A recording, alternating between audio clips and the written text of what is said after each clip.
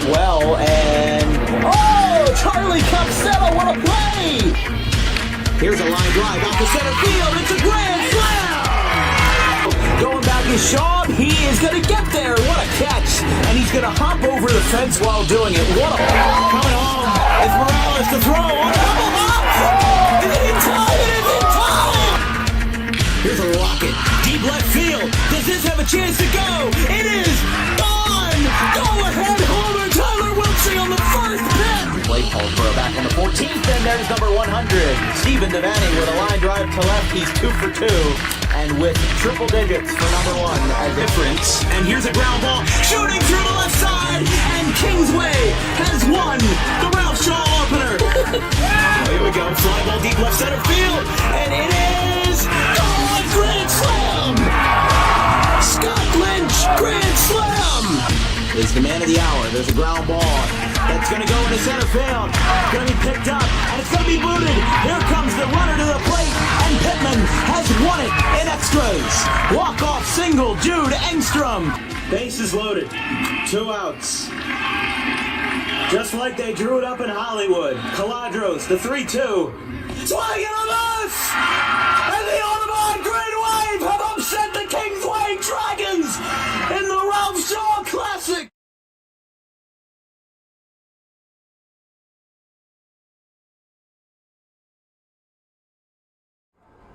Live from Angelo Natoli Stadium, we've got another game with the Gateway Gators. A bit of a last-minute affair since we were supposed to be in Edison tonight, but instead of being an hour 15 away, we're only 15 minutes away from our home base for a good matchup tonight with 2 West Jersey Football League Royal Division rivals, the Cumberland Regional Colts of the Bridgeton area and the Gateway Gators. Gateway's 1-4 this year under the leadership of former Cherry Hill East head coach Andrew Daly, and with Jason Coombs at the helm at Cumberland. Right now they're 2-4 on the season, but we were here for Daly's first win as a head coach in a Week 0 game versus Haddon Township on August 31st. So we're back here at Angelo Natoli. We're back for another good game.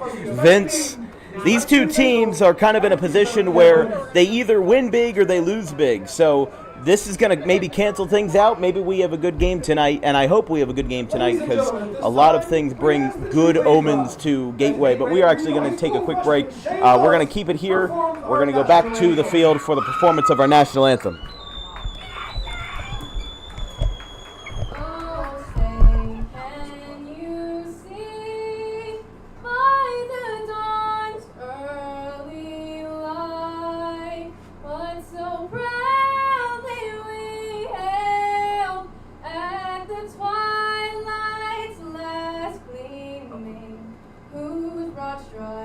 And bright stars through the perilous fight, o'er the ramparts we watched were so gallantly streaming, and the rocket's red glare, the bombs bursting in air, gave proof through the night that our flag was still there.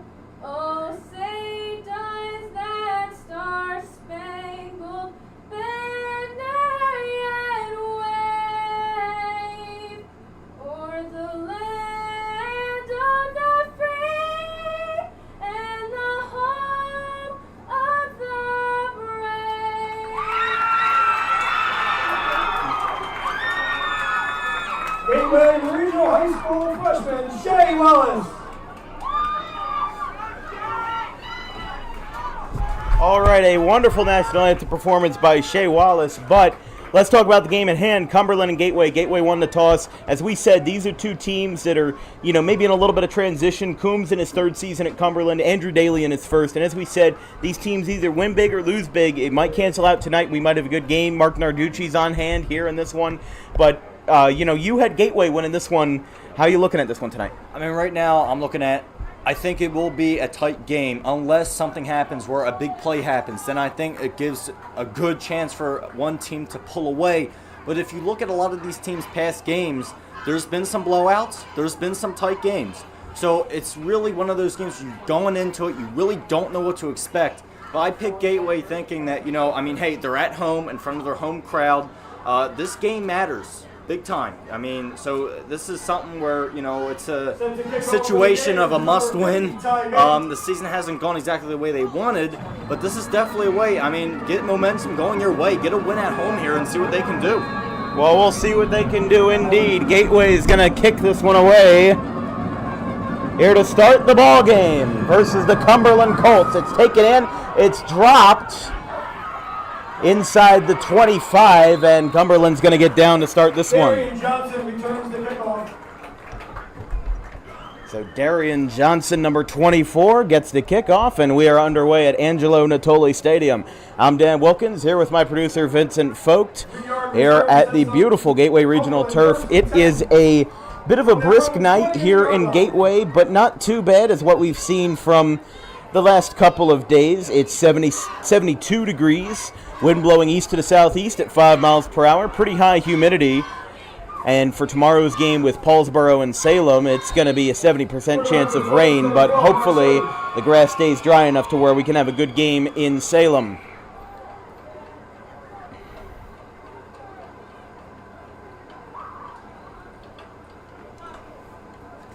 First snap of the ball game goes to number 12, Mark Sui, and he is down for a gain of about 3. And that was brought by Chase Pepper, number 21, for the Colts. And it's going to be second down.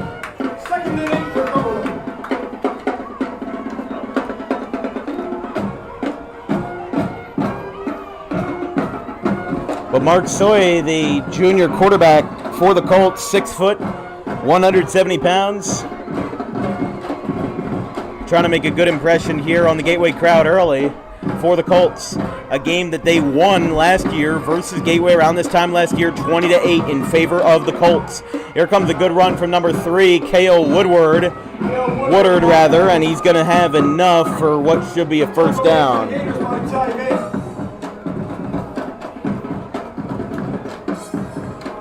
And that indeed will be enough for a Cumberland first down.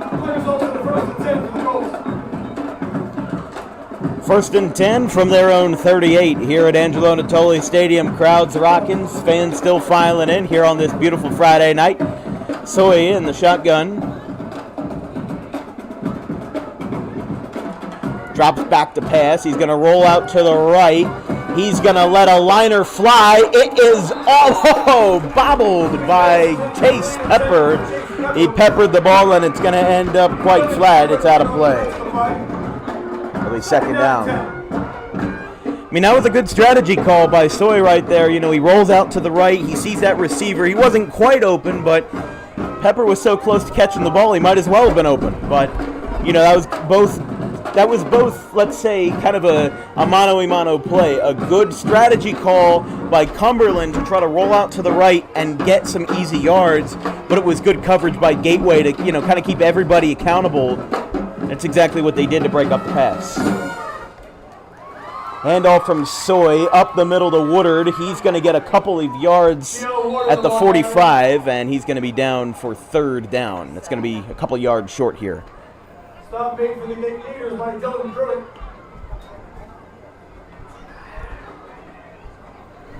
Third down and 3 for the Colts. Gateway has their mascot in full uniform tonight, the Gator. I'd imagine during the summer months that's got to be very hot for that student to be to be in that green costume. Hope they've got like a portable fan in there. There's a handoff again to number 41, Darnell Williams, and that's going to cross the 50, and it's also going to cross the first down marker for a first down for the Cumberland Colts. Remember, we covered Cumberland yesterday. We were down in their home territory in the Bridgeton area, covering the Colts versus Deptford Spartans soccer, where the Cumberland Colts won 1-0, where their freshman had his first career varsity goal, and it was the only goal that mattered in what was a rather chippy game, but with a fun one to cover nonetheless. But we're back in football mode here on this Friday night here in Woodbury Heights. Cumberland is charging, though, with their second first down of the drive.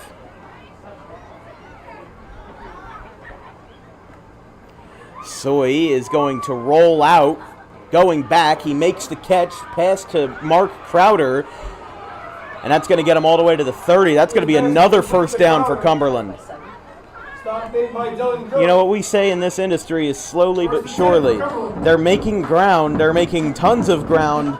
They're not doing it on every single play, but they're doing it in these creative ways that, make it possible for them to have this kind of opportunity to be just about 10 yards short of the red zone in just their 6th or 7th play of the drive.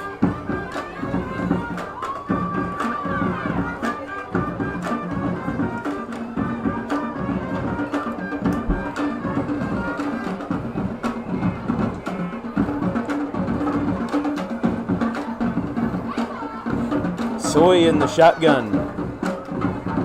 He's going to drop back, sends a liner to Pepper. He's got it, but he's not going to get very far with it. That's going to be second down. TJ Bateman on the stop for the Gators.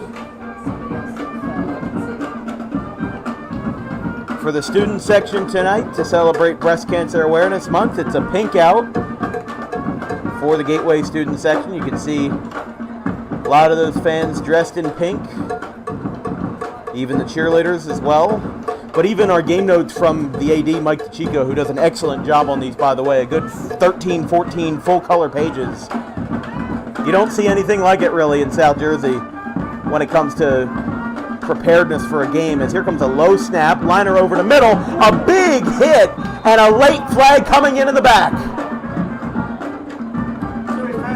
Dylan Pruitt got leveled, and the band's going to stop as we're going to wait on the Whitecaps call here. I imagine that would be a pretty serious penalty here, but we're going to wait just a second. Referees are going to talk this one over.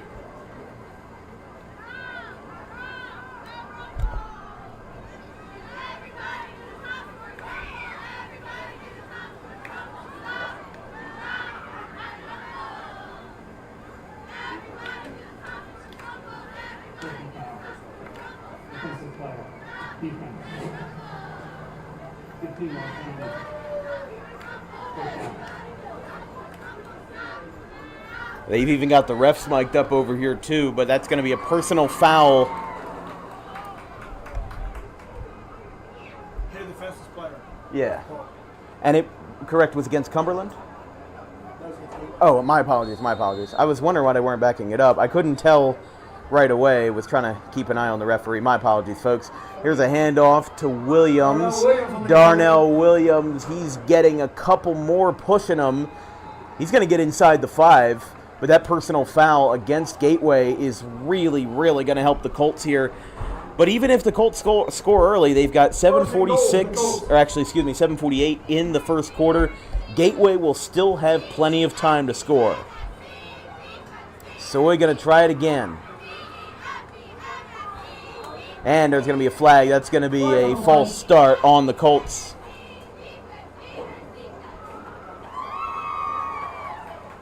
Yeah, it's going to be a false start.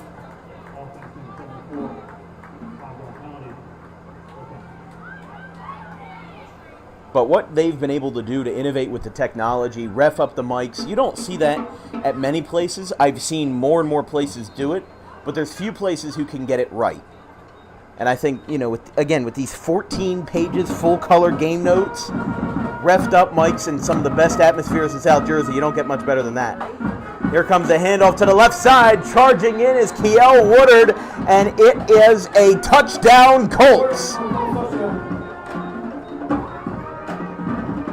Colts score early, and they lead 6-0, 7:32 here in the first quarter of the ball game. Just a couple minutes and a couple of slow-moving drives get them on the board.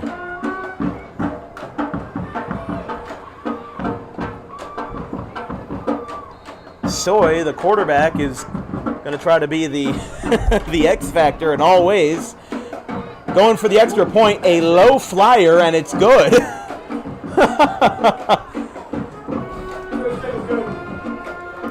So 7-0 Cumberland on the low-flying PAT. He should have contacted the nearest air control tower, But we're going to take a quick break. Cumberland gets on the board. We'll be right back.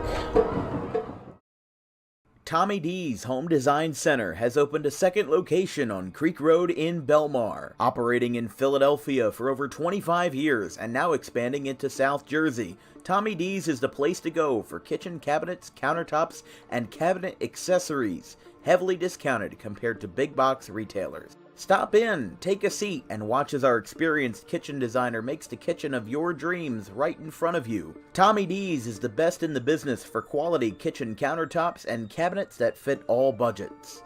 Call us today at 856-210-9504 or visit the new location in person on the corner of Creek Road and Harding Avenue in Belmar next to the 42 on-ramp.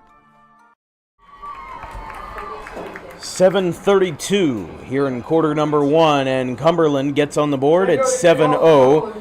The touchdown pass to Kiel Woodard and the extra point, as this one's going to stay on the ground, gets off the hand, goes back. A couple of Gateway players touch it, but now they're trapped, and on the far side of the field, inside their own 25, Cumberland's going to give Gateway some poor field position to start their first offensive drive. Well, that one took a deflection. That took a deflection off of what looked like, it looked like number 22, but I didn't see a 22 on my roster. Oh, I'm sorry, that would be I don't know, the jerseys are kind of like squiffed, so it's a little bit harder to see those numbers, but let's just say it hit off of a handful of Gateway players, and then it bounced back, and Cumberland was already ready to pounce by the time they picked up the ball and had clear possession of it. Sean Simmons, Gateway's quarterback, in the shotgun. He's going to drop this one back. He scrambles to the right, and he gets wrestled to the ground by number 5, R.J. Pierce. And he's going to stay inbound, so the clock will remain on the move. He actually got a decent amount of yards on that. I know Simmons is not, like a Lamar Jackson or a Patrick Mahomes type mobile quarterback, but being able to see the situation and find a good solution, getting that 6 or 7 yards that he had on that rush, kind of the impromptu rush, is going to work. Here's a handoff to Tyler Mills. That's going to be enough for a Gateway first down and even more. Whistle's finally blown at the 45, but Gateway gets some progress and then some, and that's their first down of the night. See, I'm telling you, we've got folks in this district that can do it all. Mike DeChico on the public address for the Gateway Gators here tonight at Angelo Natoli Stadium. A beautiful night, a beautiful atmosphere for some high school football. And we'll try this again. 1st and 10 from their own 46, as Gateway is going to try to advance the ball a little bit further here.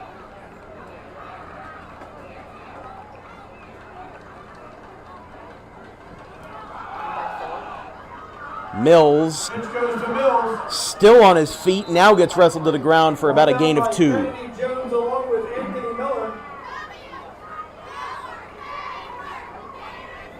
of 3 on the play, brings up 2nd and 7.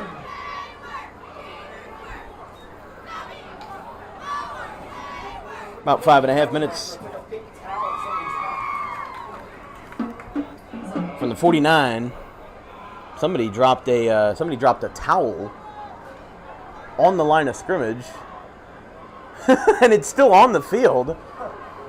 I don't know what they're going to do about it. I know that Aiden Bender tried to throw that out, but it's still on the field. So hope somebody doesn't try to make a catch there. That's going to be a problem. And hold on. Yeah, it's picked up by Kennedy Jones. I believe it belonged to Jones because he's putting it in his back pocket.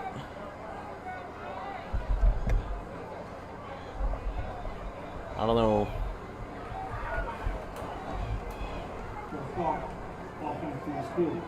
False start on Gateway. That'll move them back. I mean, they had really good progress going after Tyler Mills got that run, but you always have to follow that up, and sometimes after you get that momentum, a false start like that can be humbling. It can be kind of a setback, but one that you can bounce back from. It's not like you had a offensive pass interference penalty or a personal foul. It's a light penalty and something that you can build from. Oh, and diving on his back to make that catch to Aiden Barbado. And that's going to be a completion there for the Gators.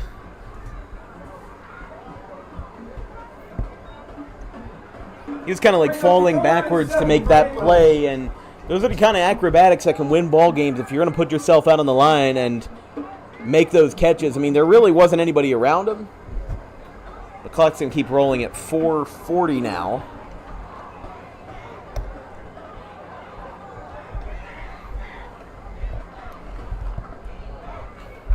Here we go, 3rd and about 7. Cumberland got a great start and almost too good of a start. That's going to be offsides. Unless, I don't know. I think Cumberland jumped it. But I could be wrong. See what they have here. Encroachment, yeah. That's what I thought. I was like, either that was a really good QB spy or that was a jump, and the referees made the right call. So they're going to get that one across to 50. 3rd and 2 for the Gators. So this is a big spot for Gateway. It's still early, but if Gateway can move this ball across, they're going to be well into the Cumberland territory. I mean, they're already in Cumberland territory, but this is going to exacerbate it more so. So what they need to do, probably maybe halfback draw up the middle, something like that. Something simple that gets you those yards needed. Don't try to go all over the place. Oh, it looks like there was a jump, and I think that's going to be a jump on Cumberland. Now, he was short, but depending on which way the penalty goes, it's going to be a first down. That definitely looked like a jump on the D-line.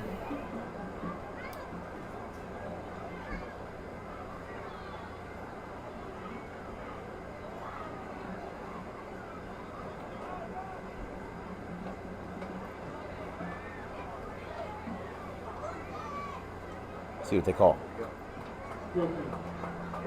Yeah, and that'll be a first down for Gateway. So even though that play didn't work, I mean, I knew as soon as I saw that flag go from the judge in the back, I knew that wasn't going to be good news for Cumberland, because no matter what the play result is, even if everything from that point on is irrelevant. So, well, there you have it. Gateway's going to get that first down in a bit of an unorthodox way, but it still works. If it ain't broke, don't fix it. From the 41, Simmons, handoff. Not going to get too far with this one, and that's going to be a whistle.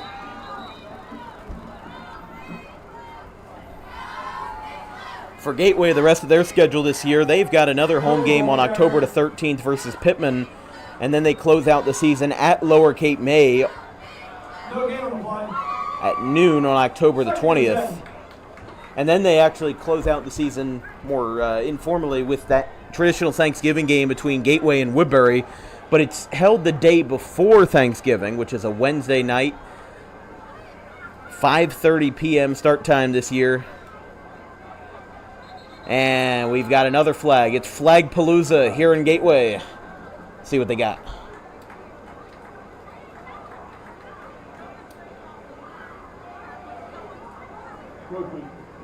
A third encroachment call on Cumberland. Oh. I mean, obviously, if you're the Colts, you don't want to overcompensate and say, hey, we're going to... You don't want to overcompensate and be like, we're not going to... We're going to wait like a second after the ball is snapped, obviously. But, everybody's just so jittery. You talk about it all the time, Vince. First quarter jitters. This is exactly what we're seeing right now with the Cumberland Colts, and it is helping Gateway greatly after that first touchdown. From the 35. Simmons drops back. He's under pressure. He's going to let it fly. It is almost picked off in double coverage. Intended for Gianni Pembroke, it looks like.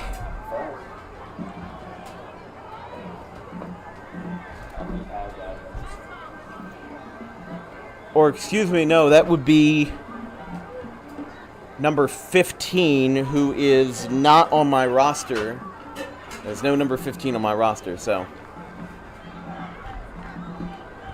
We didn't have a number 20 either. Or a number 22. Oh, Chase Rossi. Okay, there you go. So intended for Chase Rossi. We're heard loud and clear over here. A third down, and Simmons running to the far sideline towards the Colts, towards the orange and white, but that's going to be short. Stop made by Devon Petty. Fourth down for the Gators. Going to be fourth down.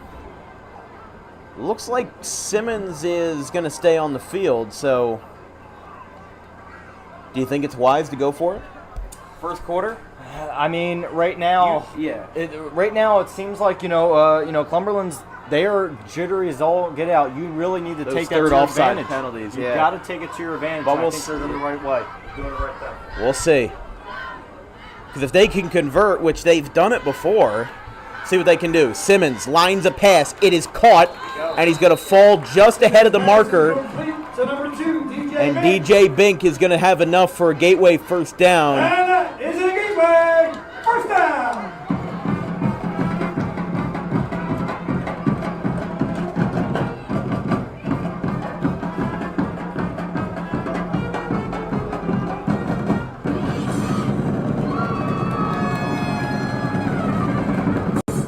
So it's a gamble, but it pays off.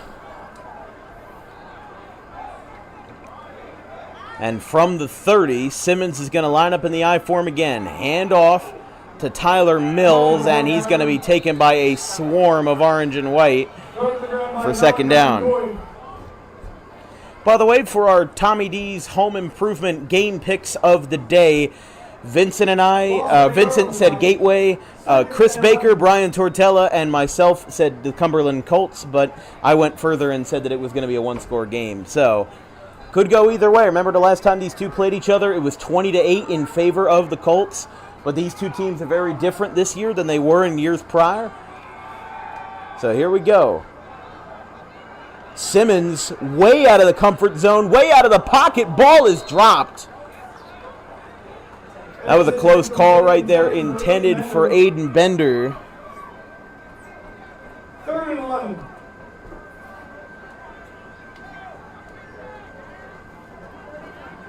Gateway now on 3rd and long after the one run that didn't go and the incompletion.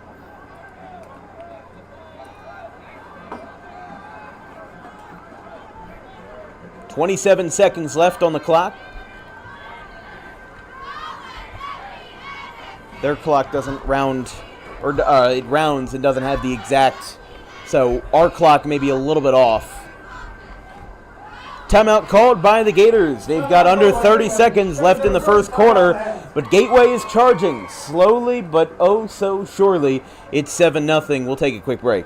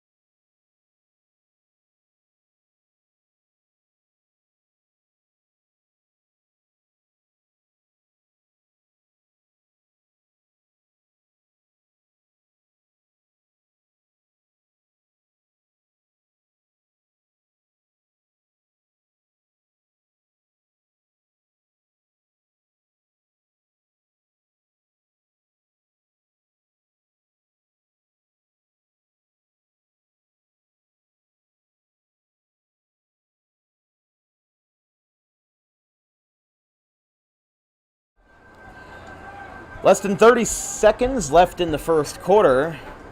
Gateway has a chance to drive, but they're at 3rd and long. We'll see what they can do. Simmons dropping back, rolling off to the right. He's been getting out of that pocket in almost every passing play, and he is going to be swallowed up as the ball gets knocked loose, but that's going to be a dead ball. Whistles flying here. So it's going to be 4th and long after the sack.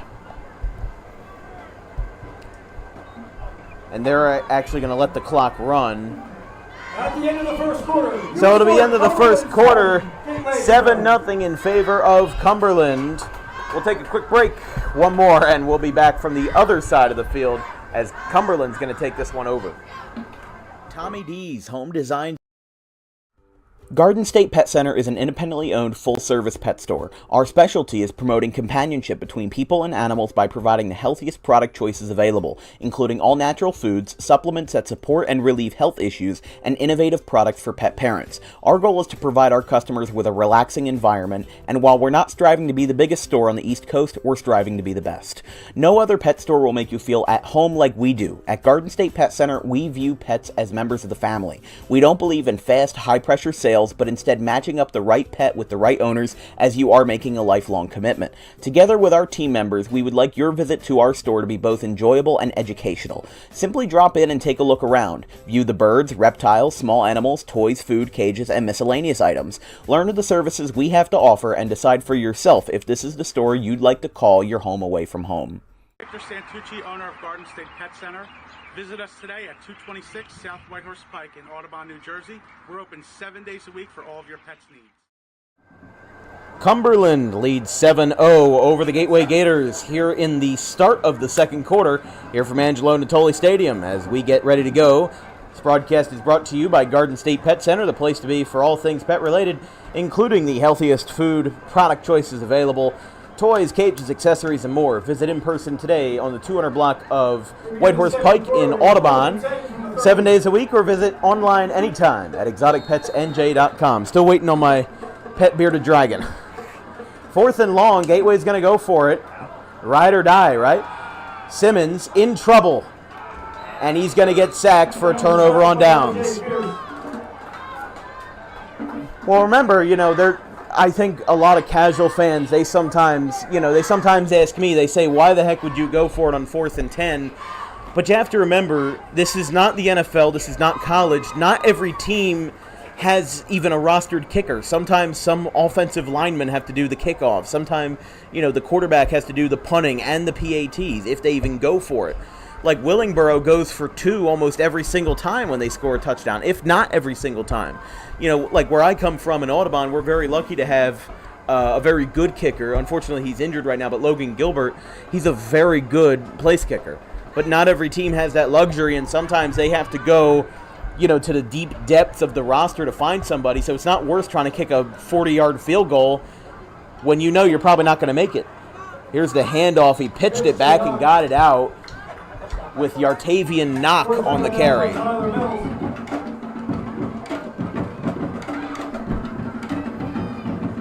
No gain on the play. 2nd and 10.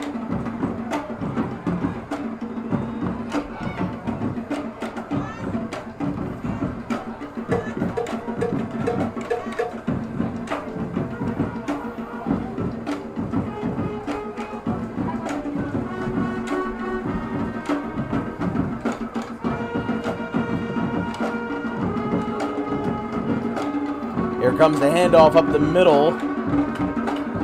Once again, knock the ball down. A whistle being blown and a swarm of defenders on that one. Led by a host of Gators. It's going to be 3rd down for the Colts. 5 on the play, brings up 3rd and 5. They did get pretty far on that one, so it's going to be about 3rd and 5.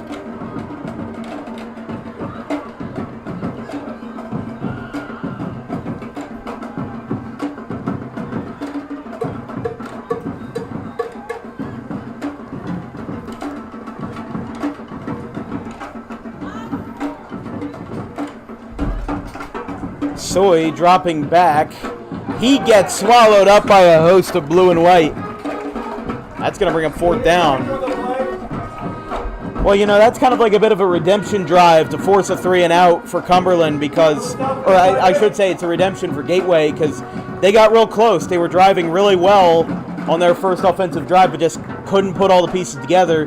Now they have that chance if Cumberland, because it looks like Cumberland's going to send it away. So Bink on the return. Oh, hold on. Soy was going to send it away, but we've got a whistle and I believe a flag. Oh, timeout called rather. on Gateway. So they've already used 2 of their 3, and we'll use 2 of our 3 breaks. We'll be right back. 10:33 left in the second quarter. Gateway will get the ball back after this punt and after this commercial break. Garden State. DJK Roofing is an American-known company that cares about our customers. We answer the phone 24 hours a day, 7 days a week, and offer financing options to keep cash in your pocket. Even in our busiest times, estimates happen within 24 hours if needed. Most jobs can be completed in 1 day. Our measurement techniques ensure accuracy, so there are no extra waste materials when we replace your roof. We treat our home like it's yours. From the biggest to the smallest jobs, the owner will be on site to oversee the operation. Our employees are not permitted to smoke on jobs, and cleanup is so good that it might be cleaner than when we arrived. For all your roofing needs, call. Sorry, we had to cut off that commercial there. Cumberland went to punt it away, but they blew another whistle. I don't know. They're going to try it again. This is just like Riverside Pittman, where we had to have 3 kickoffs before they got it right to start that second half. Soy back to punt. Gets it high in the air. It's going to land at the 42. And it's going to take a great spin, and it's going to get out at the 25. That's exactly what Cumberland wanted right there. Because if Gateway's going to knock them off, they're going to knock them right back. With a very good punt from the QB and punter, Mark Soy. Dan Wilkins broadcasting on YouTube. These are your friends who found out couldn't be here. They can watch the game now on YouTube. Dan Wilkins Productions.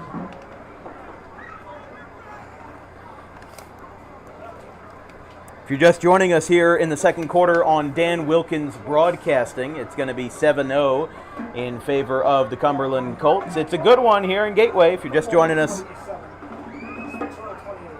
it's going to be at the 28-yard line. Gateway's going to take over in their second offensive drive.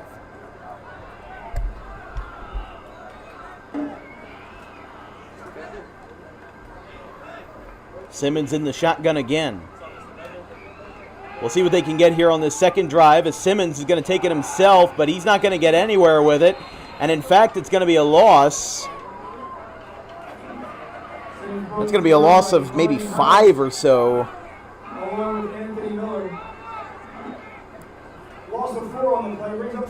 Yeah, it's going to be 2nd and 14 from the 25. Well, Cumberland's got their number right now, at least defensively. Gateway was trudging along very slowly, but now Cumberland's, kind of locking down the bolts here. I don't know what it'll mean in terms of how Gateway can progress from this, but you've got to make some progress before you get, before you try to go all out with it. You got to get somewhere. Get to like a 3rd and 5 and then try to, do some screen passes or something short. But Tyler Mills is going to stay on his feet. He might get 4 or so yards, and that's going to be, that's only going to get him within 9 or 8 yards of the first. So it's not going to be too much of a help. But Simmons is a good passer. They should use that tool more. There's so many high school teams that have no confidence in their quarterbacks. And I'm not saying that Daly doesn't. I'm not saying that Coombs doesn't in Mark Soy. But there needs to be more primary passing teams in football. We've seen before Palmyra and Gloucester Catholic. That was a sling fest. Both teams, I think, maybe had 5 runs in the whole game. Speaking of passes, here it goes in double coverage. Did he make the catch? Oh, my! Dylan Cruitt in double coverage. What a catch! Oh! Are you kidding me? Dylan Cruitt. Unbelievable. Well, what did we talk about before with, Sean Simmons and Aiden Bender? Those kind of plays where you put yourself out on the line, you risk an interception, you risk giving up the ball, giving up bad yardage. Those are gutsy plays, but Andrew Daly's a gutsy coach, and that just was a big-time victory right there. Simmons, they're now going to play it a little more conservatively after that pass, but Mills gets tripped up. He's still on his feet, And he is down inside the 20. Eventually forced out by Zion Stevenson. And that is a gateway first down. Actually, hold on here. There is a injured Cumberland player.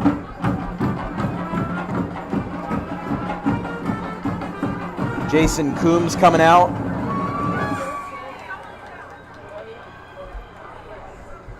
Can't tell who that is just yet. 8:08 left on the clock here in the second quarter.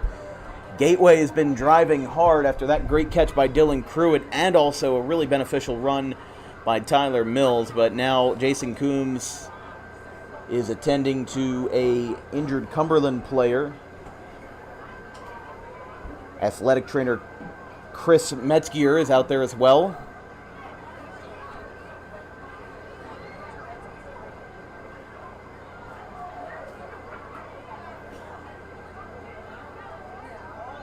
He's going to get up here and he's going to walk with assistance to the sideline. That is number 21, Chase Pepper, who's been a big form, big X factor on the Colts offense. But yeah, he's getting some help there from, again, Metzger and also Jason Coombs, the Cumberland coach. Hopefully Pepper is okay, but ball's going to be on the 16-yard line with 8 minutes and 8 seconds left in the half. Gateway with a chance to tie the game.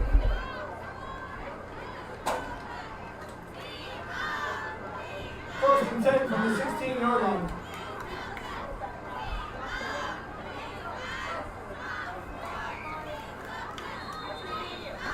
There we go.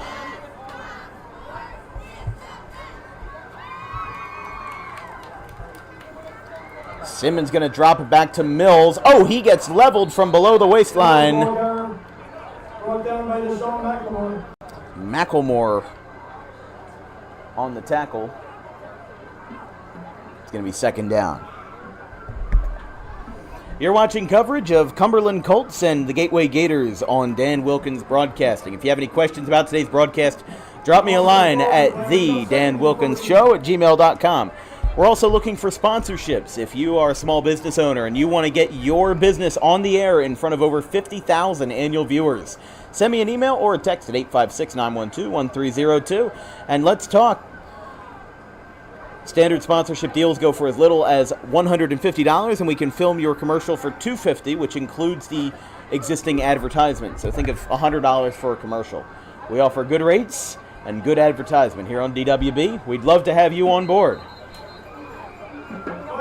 Well, there's a bunch of flags out here. This is going to be, see what the white cap says.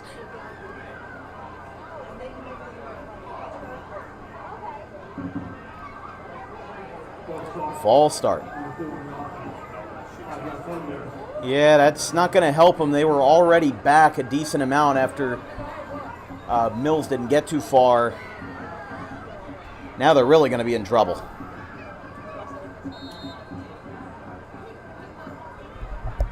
Second and 19. Don't forget, folks, tomorrow we'll be a little bit further south than here. We'll be in Salem for coverage of the Paulsboro Red Raiders and the Salem Rams on Dan Wilkins Broadcasting. And then on October the 13th, we'll be a little bit closer to home with Wildwood and Haddon Township.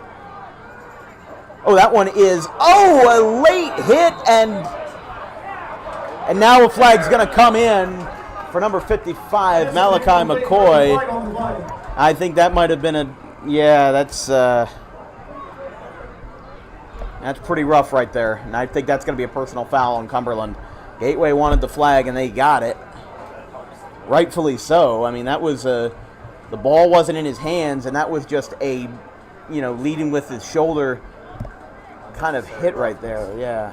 Unnecessary roughness would probably be the call. We'll wait on the white cap here. Remember, they do have the mics on here at Angelo Natoli Stadium, so we'll get the full unfiltered call. Referees are going to talk this one over, though, because, they want to make sure that they get it right, which kudos to them for doing so. But like I said, the best referees are the ones that call the game by the letter of the law. You know, there's no such thing as makeup calls in football. You call it as it is, no matter who it's against, no matter who it's for, no matter, you know, what it makes up for.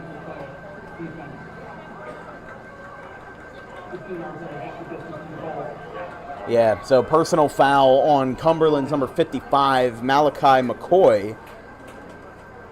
And that is going to set up a really good position for Gateway as they're going to have half the distance to the goal. They were already in a good spot, and they didn't look like they were going to be in a good spot for much longer, but we saw it in the first drive, and we might see it again where those penalty flags are actually helping them quite a bit. Which, hey, you know, look, if you're given the opportunity, pounce on it. A score is a score no matter how you get it. Even if you have, you know, as we said before, 3 offside calls on Cumberland and that personal foul call. Make that 2nd and 4. Yeah, it's going to be 2nd and 4 from the 9.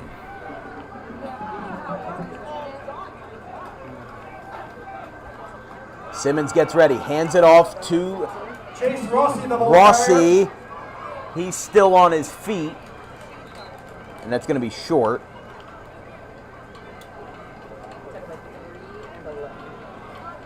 It looked like Zion Stevenson was down for a couple of seconds, but he's back up.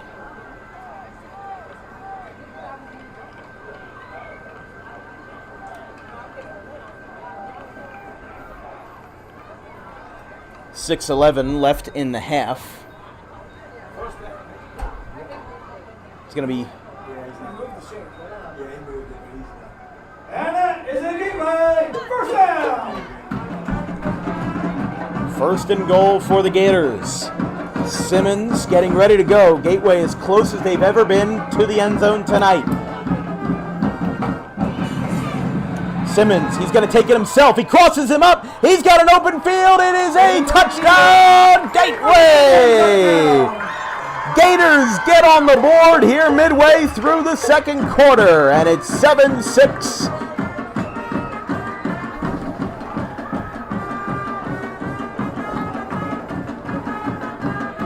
We'll see if they try to tie this one up or if they go for the ultimate gamble, which I don't think would be smart, but they've been risky before. They are going to go for the PAT, so I think that's the safe call to make, in my opinion. Ty Bink to send it away, and he gets blocked. PAT is blocked, and it's going to be 7-6 with 5:40 left in the half. But on the bright side, Gateway gets on the board. About halfway through the second quarter, we'll be right back. 7-6 in favor of the Colts.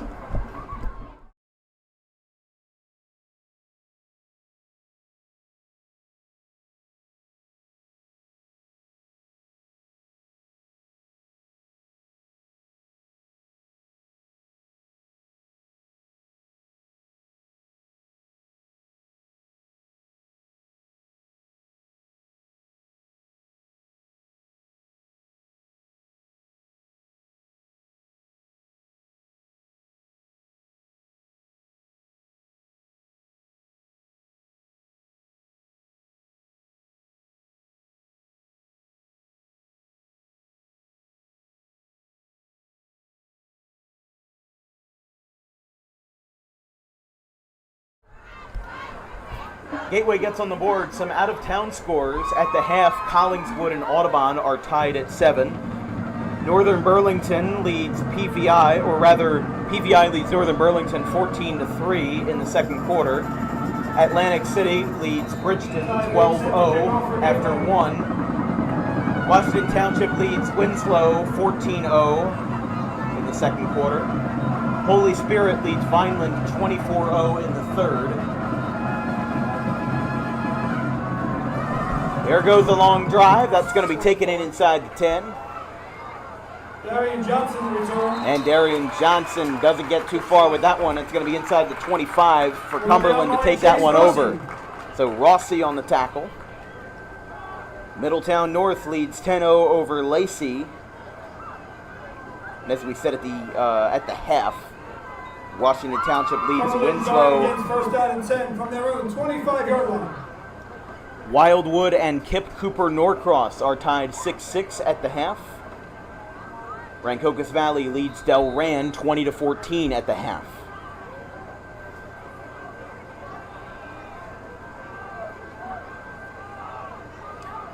Millville leads Shawnee 24-7 at the half. Here comes a handoff from Mark Soy. Oh, ball is loose.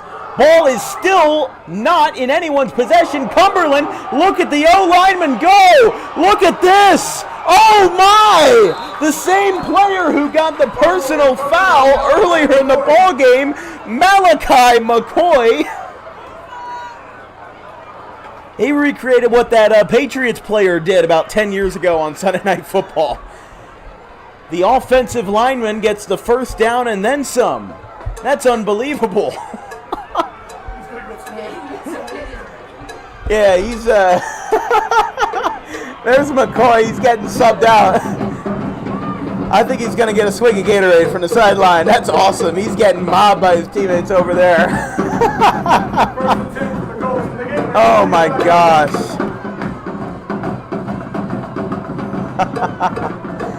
First and 10 from the 45. Soy flips it back to Kiel Woodard. And he gets down inside the 35. That was a really good run by Woodard, who had that first touchdown of the game for the Colts.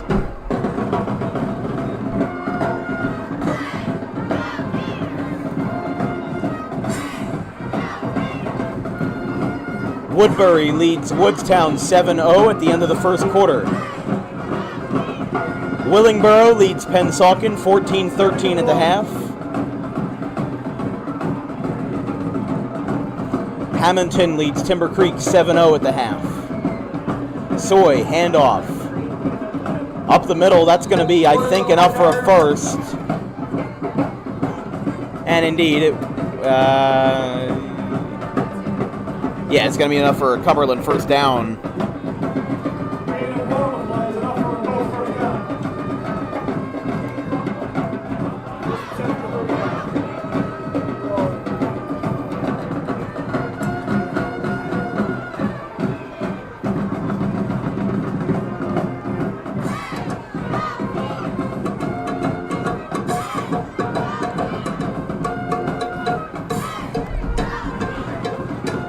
Soy lines a pass. It's caught by number 81, Zayshawn Mills, and he gets wrestled to the ground by Tyler Mills. And it's going to be, I believe, enough for another Cumberland first down, and yes, it will be. Cumberland's driving before the end of the half, and if they can extend their lead before the break, that'll give them a lot to talk about. But, you know, Gateway would be in a lot better position right now if that PAT wasn't blocked, but there's not much you can do in that kind of situation. If it's blocked, it's blocked. That's what you have. By the way, Pittman leads Lower Cape May 7-0. The game started a half hour late due to a power outage in Pittman. So they started around 7:30. Here comes a handoff to Yartavian Knock. Tackle made by Simmons. And Sean Simmons, the QB, gets the tackle. So yeah, that Pittman game is actually still in the first quarter versus Lower Cape May. But speaking of late games, don't forget we've got Audubon and Haddon Township field hockey from the Rutgers Camden Complex. One of the latest start times we've had in a long time. 7:45 is the start for Audubon Haddon Township from the Rutgers Camden Complex on October 9th. It's going to be a part of a doubleheader. We've got Woodstown and Audubon girls soccer at 4 p.m. that same afternoon. Soy in trouble, lets it fly, one-handed, couldn't get it. Intended for, for R.J. Pierce. What a catch that would have been if he brought that one in with one hand, but it was not meant to be. Going to be third and short, because they got a decent amount of momentum. Going to be third and short from the 18, going to be the 14-yard line. Soy, handoff, gets it good, gets it far. Where can he go? It is into the end zone and a touchdown, Cumberland. On the run by Darnell Williams, Cumberland got what they wanted. They got the edge before the half, and with 2:41 left in quarter number 2, the Colts take a 13-6 lead.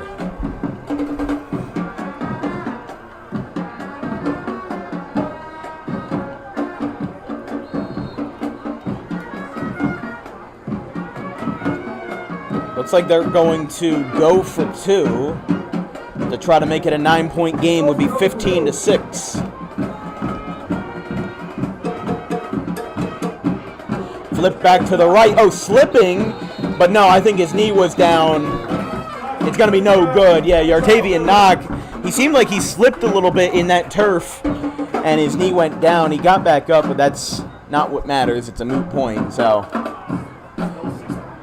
Still a great advantage for Cumberland. You know, they wanted to make it 15-6. They wanted to make it a 2-score game, but I think Cumberland's pretty confident that, you know, going into the break, they're going to have a good edge. They're going to have a good advantage. And remember, Gateway gets the ball to start the second half. So they needed to score. You know, it's not like they were just going to get it back in the second half and they would have been able to carry on that momentum, because not only is Gateway going to get this drive, they're also going to get the start of the second half as well. So that's where we stand, 13-6, Cumberland over Gateway. Don't forget, during the halftime break, we'll have our halftime report with Vincent Vogt and Dan Wilkins up here in the Angelo Natoli booth here in Gateway. I keep saying in Gateway like it's a town. It's not. It's Woodbury Heights, but it's a regional high school, you know, services a whole bunch of different towns. Don't know where the name Gateway comes from. There's probably a gateway to success. But I mean, like Timber Creek Regional is named after the Timber Creek. It's, you know, it's named after that. You've got Shalick, not named after a town, but named after Arthur P. Shalick.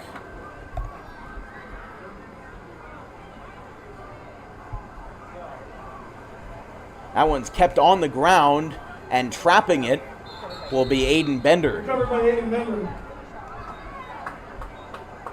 So Gateway is going to take over from their 31-ish with about 2:41 left in the half.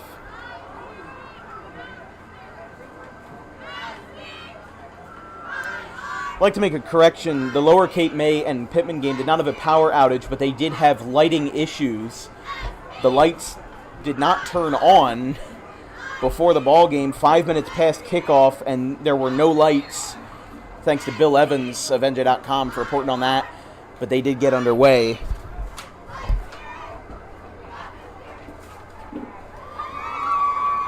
First and 10 for the Gators from their own 31-yard line.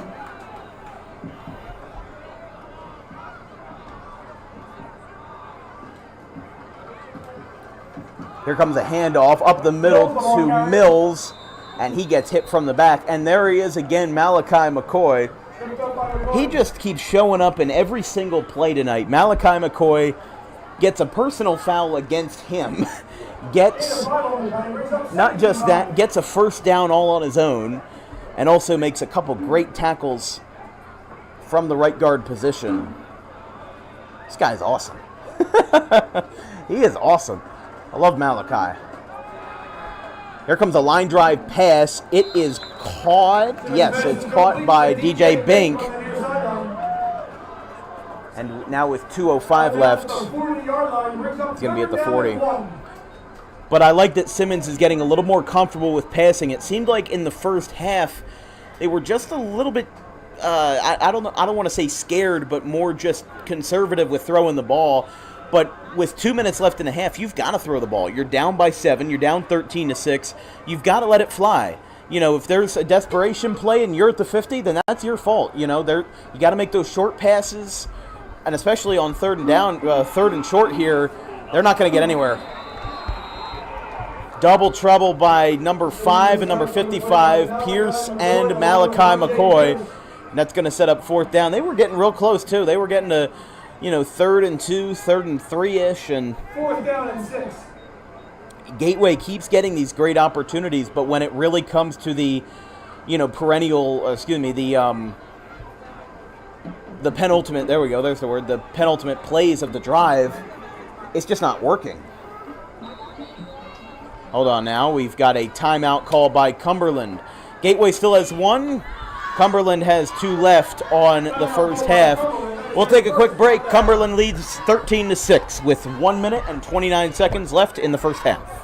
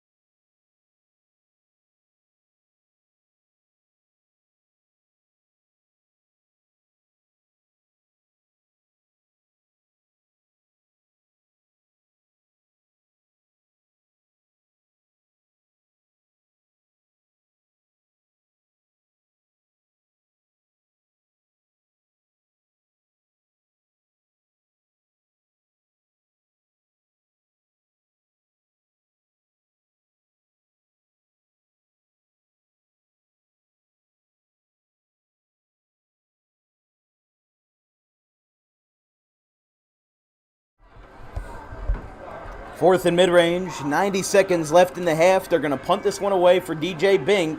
Remember, Gateway will get the ball to start the second half. This is a great punt. It's going to go inside actually at the 31. I thought somebody already touched it, but no, they kept his hands off. It's going to be at the 31. As Cumberland will take over, and they're going to have to get in high-tempo mode if they want to extend that lead. They wanted to get the two-score game under wraps the first time, and now they're going to have a bit of an uphill battle, but we know that Cumberland can work well in getting themselves first downs relatively, passively, but they just haven't done it in a timely manner. Remember, this has just been a very, I wouldn't say a slow game, but we kicked off at, 7 o'clock, 7:52, and we've got, I'd say a minute left and a half. So it's going faster than some games, but slower than others. So this is around middle of the road when it comes to, pace of play. Oh, look at this. Pass is caught. A swarm of blue and white getting over there. No flags, but the ball is out, but the whistle's going to blow the play dead. Jack Bodine tried to pick that one up, but to no avail. It's going to be second down here.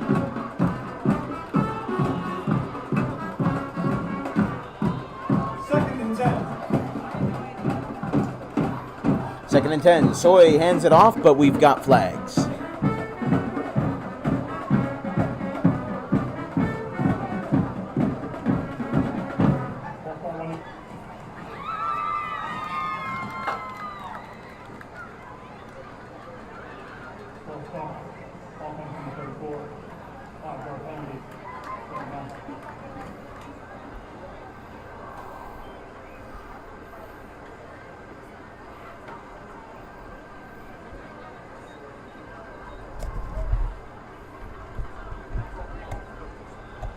.43 seconds on the clock. Now they're going to let it roll. Soy, second and long. He's going to send a liner over the middle. I think Pruitt might have gotten it. He does! He has the ball! What a clutch move with 40 seconds left in the half.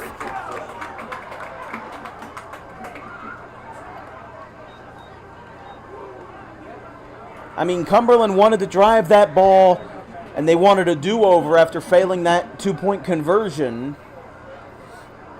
But now they're going to have an even better chance, Gateway's going to have an even better chance to get their own revenge, if you will. They've been snake-bitten many times. Or I guess in this case, they've been alligator-bitten, but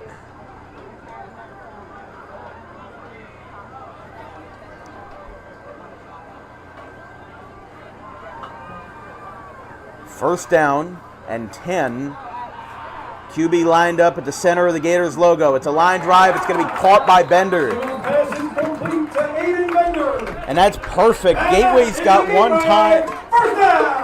Yeah, Gateway's going to call their last. No, they're not going to call their last timeout. They're going to keep it going. You've got 23 seconds on the clock. They're going to keep it rolling. Simmons under pressure. And now Daly wants a timeout with 14 on the clock.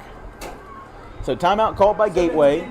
They have none left. They've used their last, and Cumberland has 2 left. Vince, if Gateway can score, this is going to change the entire complexion of the ball game because it's going to turn everybody on their heads going into the break. I think what's important here, and what's important to understand, is that, you know, this is the first game for Gateway where it's been, let's just say, you know, a 1-score game early since week 2 versus Collingswood. They had losses at Pennsville, losses at Middle Township. They lost to Keyport. So what's important here is that these guys are in their best position that they've been in the past 3 weeks. But if Cumberland can hang on and make it 13-6 at the half, I think that they're going to be riding high going into the second half. But I think their confidence is going to be a little bit shaken if Gateway can at least get on the board in some meaningful way. Whether it's 13-9, 13-14, or even 13-13, depending on who scores what, you know, what combination goes on there. But Vince, what's your thought so far? I mean, right now, what I'm looking at is Cumberland's really getting killed by the penalties. Now, besides that last It's leveled pick down right a there, little bit. It has, mellowed out a little. but in key situations, they've been getting hit hard with penalties, and right now they unfortunately got a pick, so let's see what Gateway can do here. 2nd and 6, Simmons lets it fly on an off-balance throw, and they're going to call that incomplete. 8 seconds left on the clock.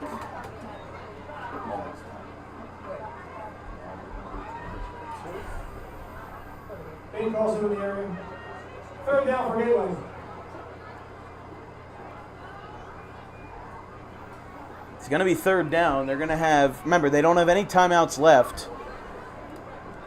So this is their desperation play. It's 3rd down and 7. They have no timeouts.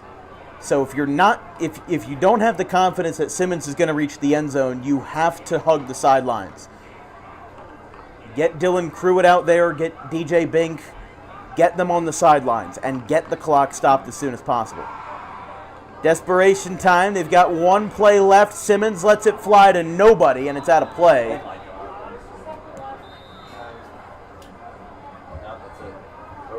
Yeah, I think that's going to end the first half from what we're hearing up here in the booth. And it will. So they couldn't get it out in time on the incompletion. So Cumberland's going to be riding high as they lead 13-6 at the end of the first half.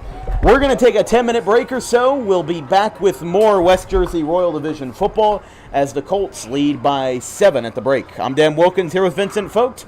We'll be back shortly.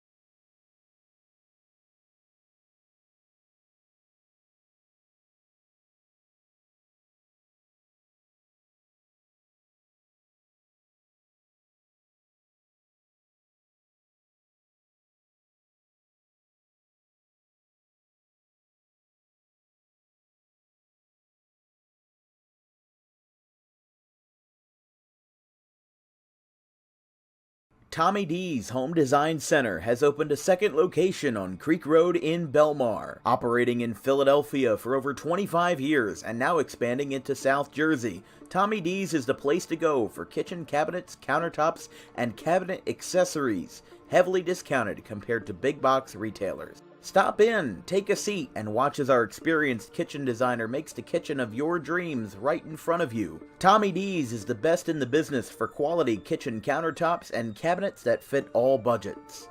Call us today at 856-210-9504 or visit the new location in person on the corner of Creek Road and Harding Avenue in Belmar next to the 42 on-ramp. Garden State Pet Center is an independently owned full-service pet store. Our specialty is promoting companionship between people and animals by providing the healthiest product choices available, including all-natural foods, supplements that support and relieve health issues, and innovative products for pet parents. Our goal is to provide our customers with a relaxing environment, and while we're not striving to be the biggest store on the East Coast, we're striving to be the best. No other pet store will make you feel at home like we do. At Garden State Pet Center, we view pets as members of the family. We don't believe in fast, high-pressure sales, but instead matching up the right pet with the right owners, as you are making a lifelong commitment. Together with our team members, we would like your visit to our store to be both enjoyable and educational. Simply drop in and take a look around. View the birds, reptiles, small animals, toys, food, cages, and miscellaneous items. Learn of the services we have to offer and decide for yourself if this is the store you'd like to call your home away from home. Victor Santucci, owner of Garden State Pet Center. Visit us today at 226 South Whitehorse Pike in Audubon, New Jersey. We're open 7 days a week for all of your pets' needs.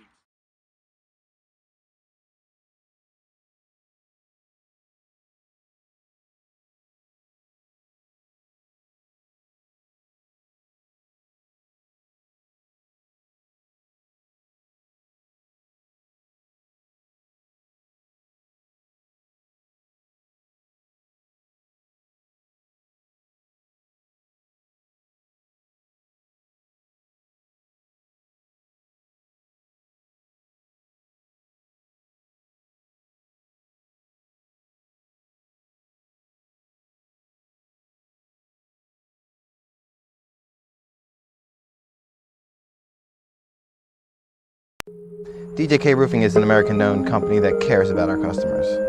We answer the phone 24 hours a day, 7 days a week, and offer financing options to keep cash in your pocket. Even in our busiest times, estimates happen within 24 hours if needed. Most jobs can be completed in 1 day. Our measurement techniques ensure accuracy, so there are no extra waste materials when we replace your roof. We treat our home like it's yours.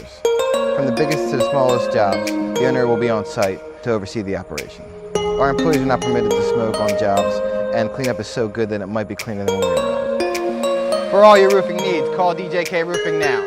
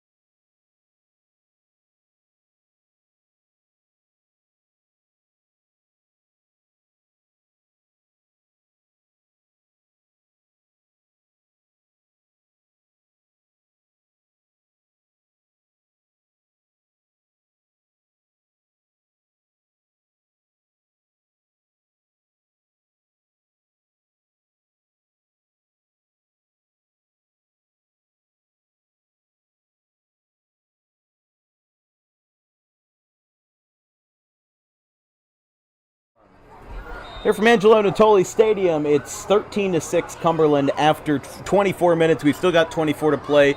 Vince, your assessment so far? Oh, so far it's been a dogfight. It's been, I mean, there's been drives that have not finished.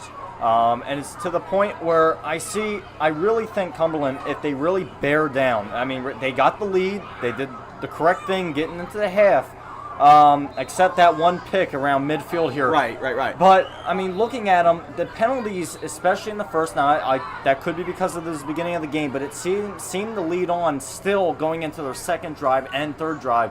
So I really think if they are to narrow these penalties down and talk in the locker room about the discipline to really, settle things down, I really think they can run away with this game. And, I mean, Gateway, they had something good going here, but their trouble so far has been not completing drives. They've just been struggling to, once they get something good going with a good pass, once that happens, they just struggle on completing. They start getting sacked. They start losing yards, and they start, unfortunately, really shooting themselves in the foot.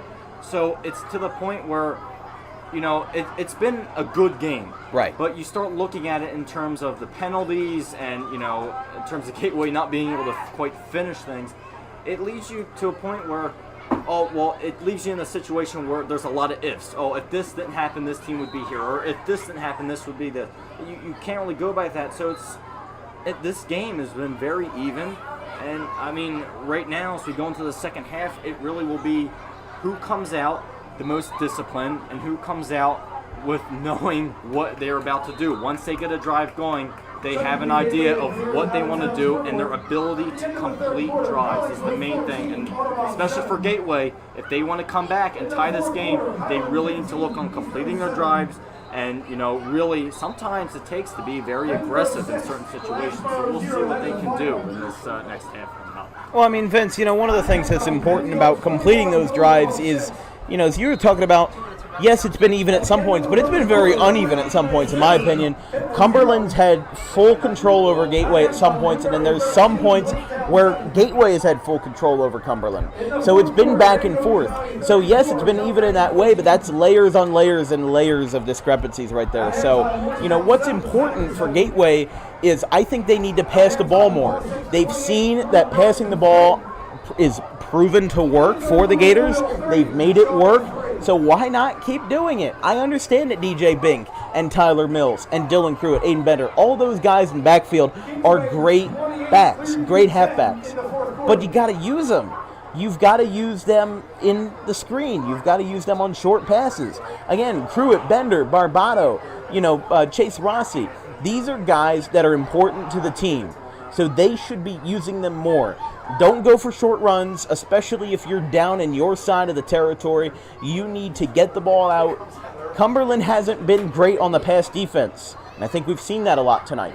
I think that Cumberland is better on the run defense. So what do they need to do? In my opinion, they need to pass the ball more, and they need to pass the ball for shorter amount of yards so that they can get that progress going, but don't go all-out assault where they're going to keep going for 30, 40-yard passes every single time. So, yes, pass the ball more, but no, don't try to air it out. Kind of do like what Palmyra does sometimes, where they always try to hug the sidelines even if there's still 12 minutes left in the quarter.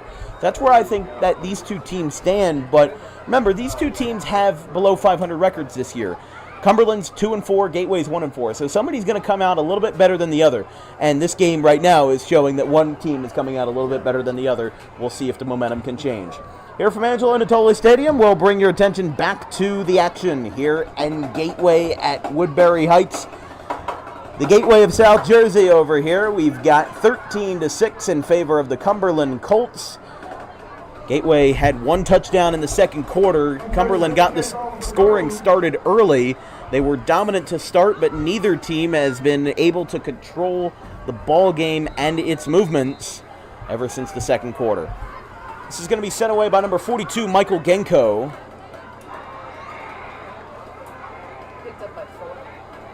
Gateway's got it. Tyler Mills on the return. That's going to go to the 35. See, in the NFL, the 35 is a good field position, but in high school, that's rather average. That's rather mundane.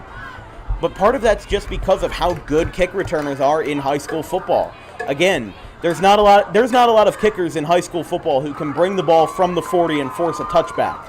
So a lot of times you have to have really good kick return defense in order for you to, trap the team where you want them. Because if you try to hug the lines, you're going to get an out-of-bounds call. We see that 9 times out of 10 here. Sean Simmons in the shotgun as he's been all night. 1st and 10 from the 36. He's going to roll out to the left, tries to get a hole through the defense, and he's going to be down at the 39. Simmons keeps it himself. Stop made by Anthony Miller along with Malachi McCoy.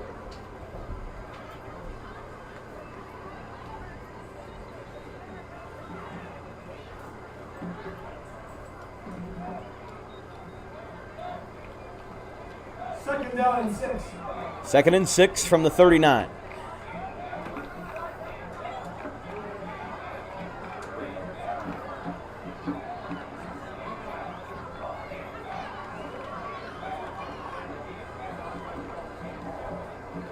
Hand off to the right, Mills. Not going to get there. Tripped up by Malachi McCoy.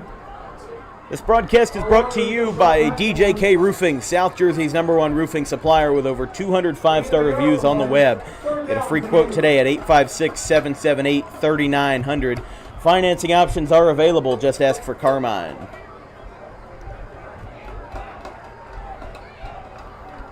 Third and about mid-range from the 40-yard line. Simmons drops back from the pocket. He's going to let it fly. That ball is caught.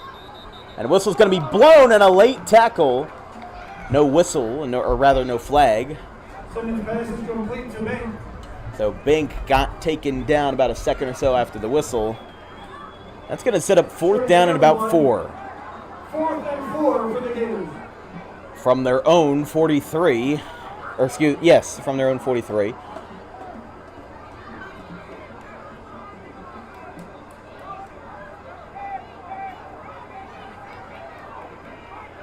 Looks like they're not going to go for it. They're in punt formation. Oh, they're going to fake it. But I think Gateway's going to be a little short here. That's going to be a fake punt, 1st down. Well, I mean, I could have seen from a mile away that was going to be a fake punt. I mean, I'm sorry, but that wasn't a very deceiving fake punt. Cumberland's coaches knew it was a fake punt. If you look back on the replay, you could see on the far sideline, the Cumberland coaches, they are going bananas like they've had 4 cups of coffee in the morning. They are just going insane like, hey, fake punt, and they didn't pick up on that. That's a 1st down. Simmons, handoff to Mills, stays on his feet, and he's going to be down at the 47. Stop made by RJ Pierce. So Pierce on the tackle. Along with Gartavian Knox. Oh, and you can see Mills coming up gingerly on that play, hobbling back to the huddle.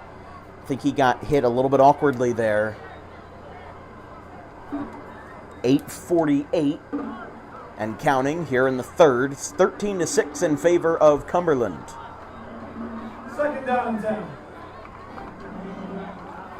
Mark Narducci on the near sideline, doing his own freelance reporting. Former reporter for the Philadelphia Inquirer.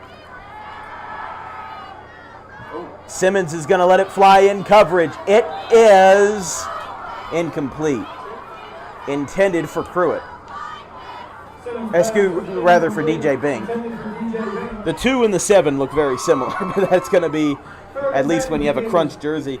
I think you were with us in Pittman when they had those really enlarged jersey numbers, and you couldn't tell if a 9 was an 8 or a 0 or, whatever it may be. We had a lot of trouble deciphering the jersey numbers that night.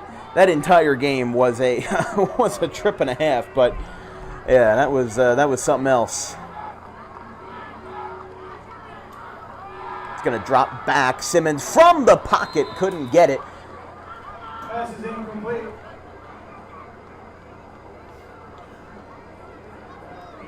Intended for Intended receiver was number 8, Aiden Bender. 4th and 10 for the Gators. 4th and 10 for Gateway. Well, the fake punt worked last time. I don't think they're going to do it again. They're bringing out Jacob Finger. And DJ Bink is going to send this one away. This time it's for real. He pops it straight up. Oh, it's going to take a great backspin. Look at that. A blessing in disguise. Gets them inside the 16-yard line. That looked... that. I mean, that is luck if I've ever seen it. I mean, that looked like that was going to be a straight pop-up. Would have landed at the 35 or the 40. Would have given Cumberland a great field position. Now, they've worked with poor field positions before, and it's worked, but... You know, this might give Gateway a little bit more, a little bit more of a pep in their step if they can get them in that poor field position and keep them there. But what Gateway's got to do, they've got to bolster up that run defense. Their pass defense has been great because they haven't been passing the ball much. There's not much precedent to go off of. 8:04 left in the third. 13-6 in favor of the Colts.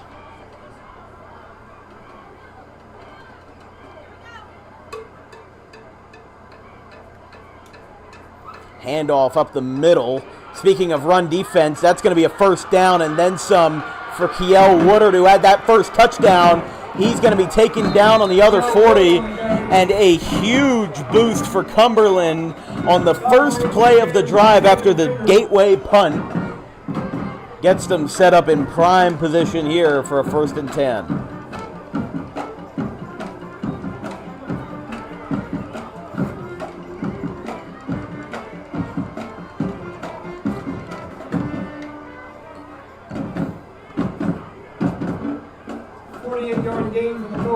Yeah, you just heard that one right. 48 yards on the gain.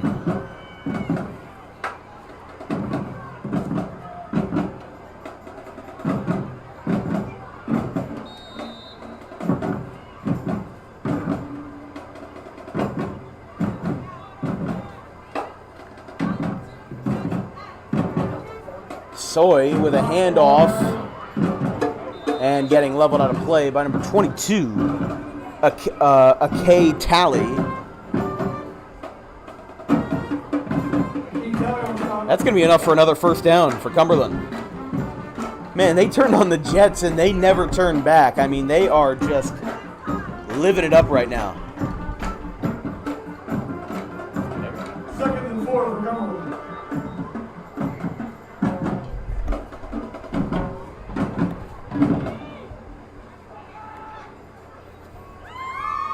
Handoff up the middle to Darnell Williams. He breaks free. He's still inside the 20 and gets taken down by Gateway inside the 20 by number 12, Jacob Finger. Jacob Finger makes the tackle. Along with Joe Crow. 7-10 now 4th and 10 for the Colts. in the quarter. Cumberland's rolling. There really is not much to say except Cumberland is rolling. They had a little extra energy in the halftime break.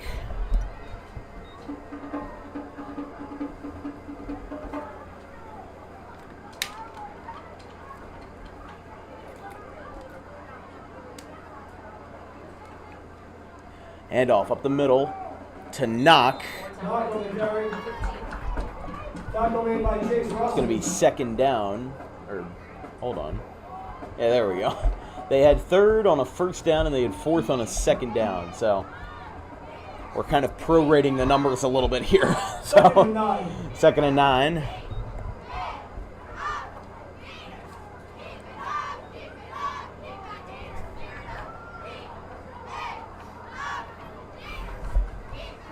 .6:18 and counting here in the third. 13-6 in favor of the in favor of the visitors. They're going to try to tack on another score and extend the lead.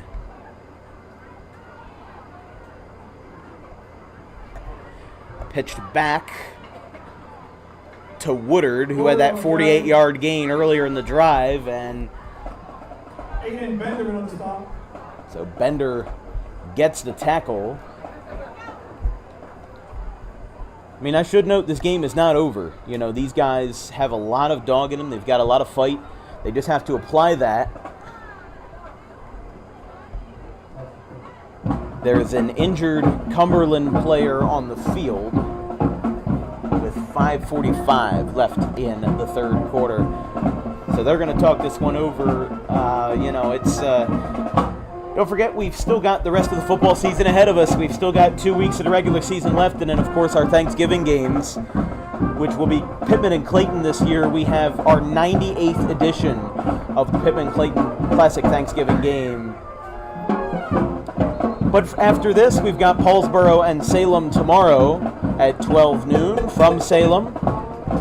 I'll also be on the call at 4 p.m. for the HSG Network in their coverage of Tri-County Youth Football with the Clayton Clippers. Then on October 13th, we have Wildwood and Haddon Township. On the carry, that being Pierce. How far can he go? Whistles are finally blown near the far sideline.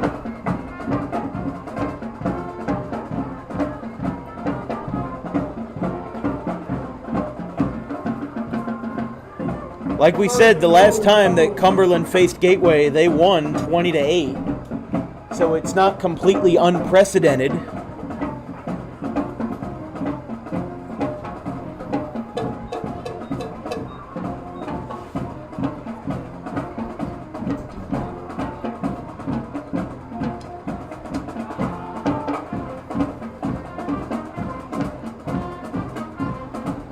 Handoff up the middle to Knock. Where's he gonna go? That's gonna be short. Inside the 5. I mean, they were already pretty darn close to getting there, but now they're even another step closer to a score that would make it 19-6 at worst and 21-6 at best. Second and goal. Second and goal for the Colts. Soy in the shotgun. Pierce to his right. He's going to hand it off to Pierce. Where's he going to go? It is...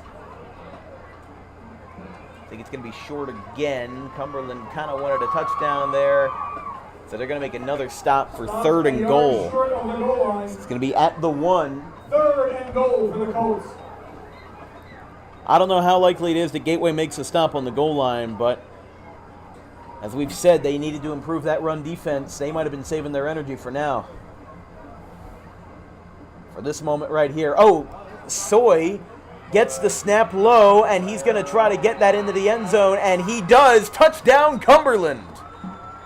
Mark Soy takes it himself and gets it into the end zone as Cumberland now leads 19-6 here midway through the third quarter.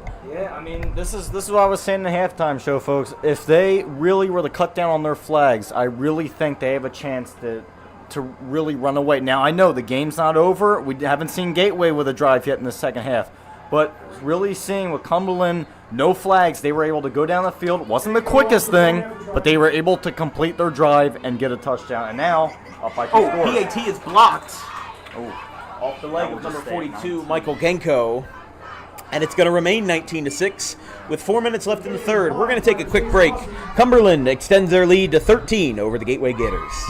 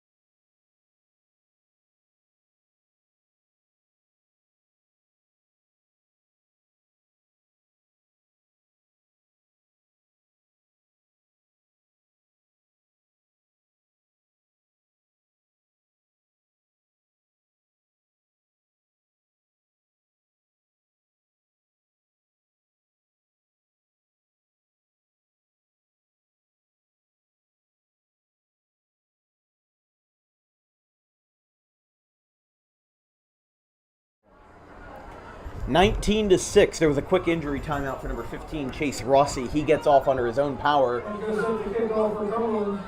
And Michael Genko, the same man who just had his PAT blocked, is going to try to send a kick away here with 3:56 left in the third. Cumberland gets it away, keeps it low, lands at the 30, picked up by DJ Bink. He gets a good run. He breaks away. DJ Bink, how far can he go? To the house is where he'll go. No flags. Touchdown, Gateway on the kick return. DJ Bink takes it 75 yards.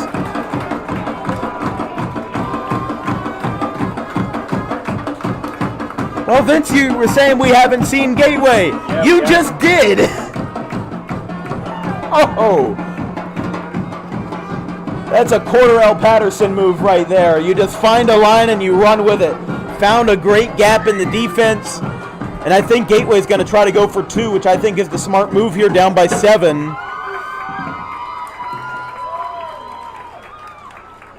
Yeah, it's 19-12. But I don't know. Ty Bink, they are going to try to go for the PAT to make it a 6-point, 19-13 game. They're not going to try to struggle with the 2-pointer. That one's up, away, and good. Ty Bink gets it in, and DJ Bink, which I presume is his brother, gets the score on a 75-yard kick return touchdown. It's 19-13. Cumberland leads, but now the lead closes in a little bit just as quickly as it ballooned. We will take a quick break. 3:46 left in the third.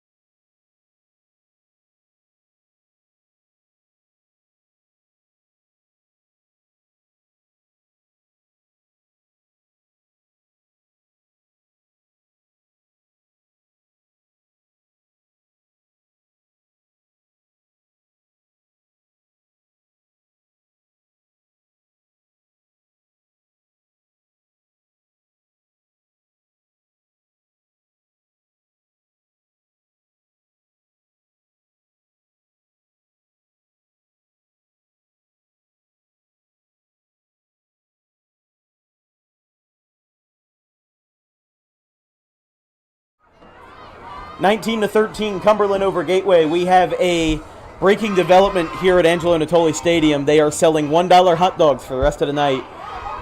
And of course, this is the one night I leave my wallet in my car. But yeah, I'll get like Denny's after the game or something. That's the only place that's open 24 hours. None of the local diners are open 24 hours anymore. I got to settle for Denny's, McDonald's, Burger King.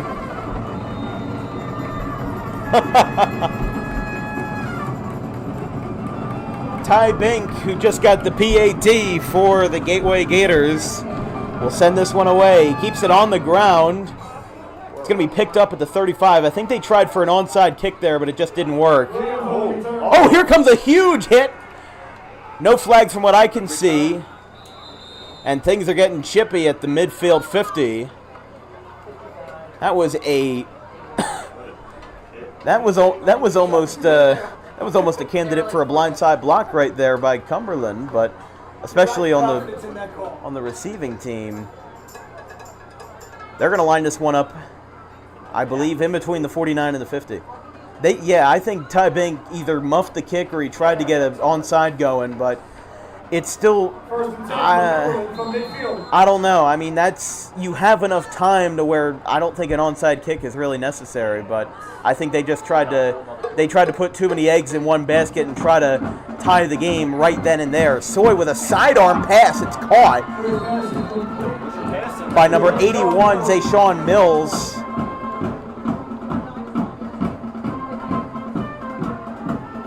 And Cumberland. Tackle made by DeLong Collins. 2nd and 1 for the Colts. after the pass to Mills. Zayshawn Mills going to be second and short for the Colts. Handoff up the middle. Here's a good drive by Darnell Williams, and he's going to get down inside the 35. First down, Cumberland. Once again, stop made by God.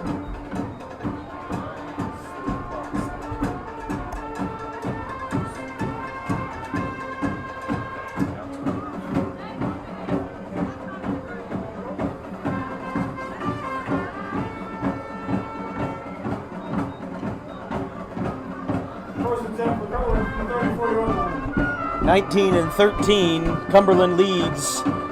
First down, handoff to the left. Going to be Yartavian Knock. He gets a good drive, and I believe that's going to be a first down. But yeah, that is going to be a chain mover for the Colts. They've just had all of the momentum in the second, or excuse me, in the second half. I mean, it's just been all Cumberland. Yeah. Besides the kick return touchdown, the Cordell Patterson style, but. Yeah, I mean, this has been, for two sub-500 teams, this has been a great game. Well, I mean, I'm not surprised. Both of these teams need a win bad. They're hungry for a win, and this is what happens. You get two hungry teams together. And Big Dog's got to eat. Oh, yeah. Here's a handoff to Knock. Pushed down by 12. Taken out by Jacob Finger. Correction, that's Jacob Finger.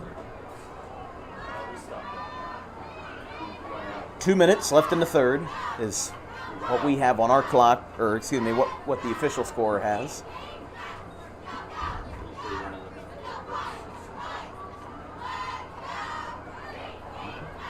Second and 5 for Cumberland.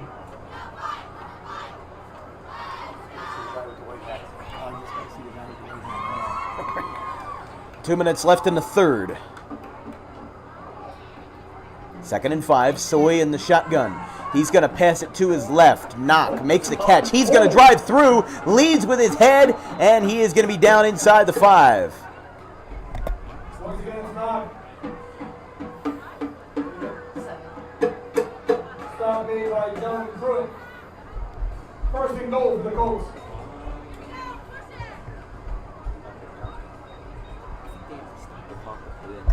Right.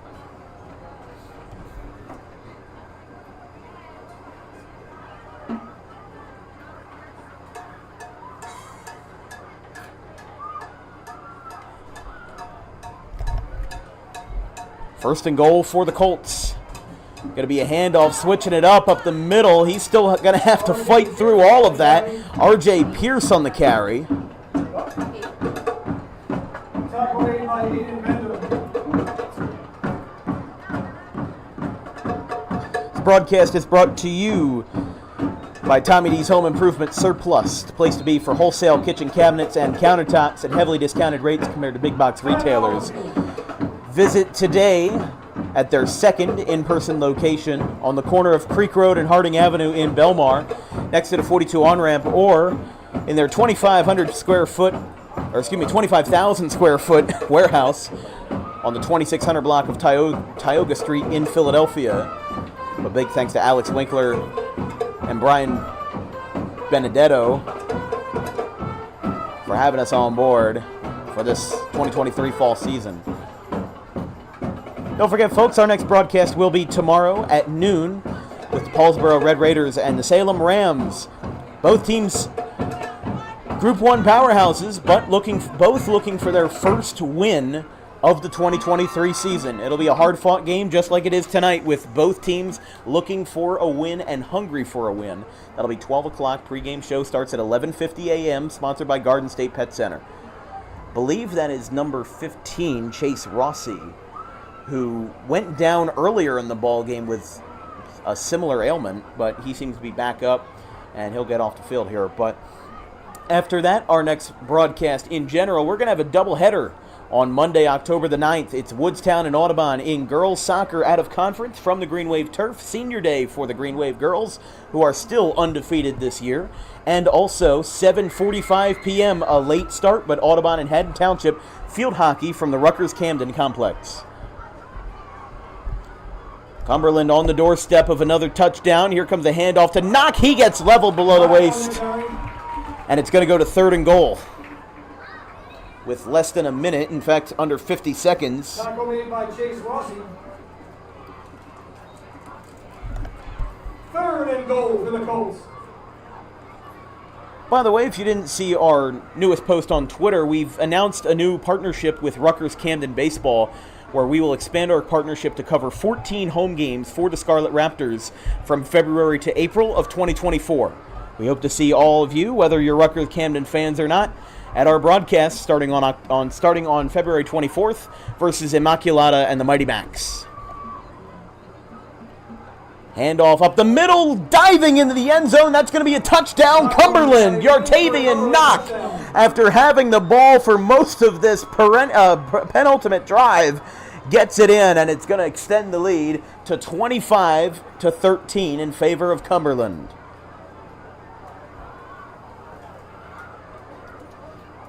They've still got a couple seconds left in the quarter as well. They're going to go for the PAT with Michael Genko on the kick.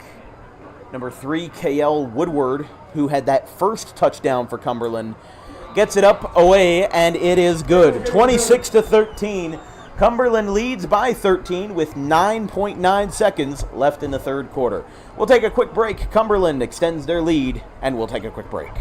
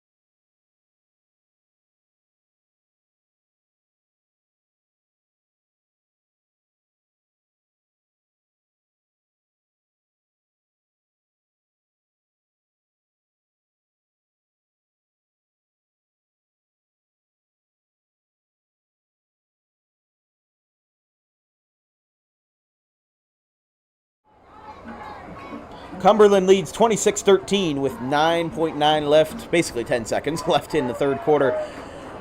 Genko's going to have time for the kickoff, and well, Gateway's already had a kick return tonight, but smothering it and taking it into 35. It's going to be Dylan Cruitt, or Aiden Bender rather. Gateway's boys and girls soccer team combined for an 11-0 shutout over Woodbury. The boys team won 6-0. Girls team won 5-0.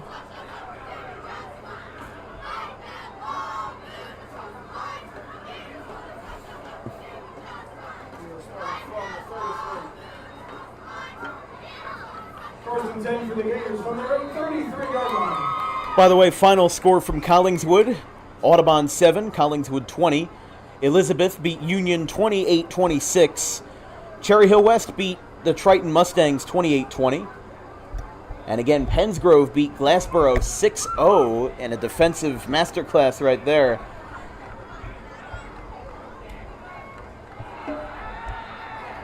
Here comes a long pass from Simmons. It is caught in double coverage at the 35.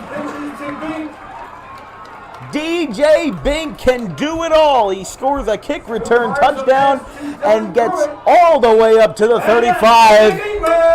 First down. You tell him, DeChico. There's another one for Gateway. Oh.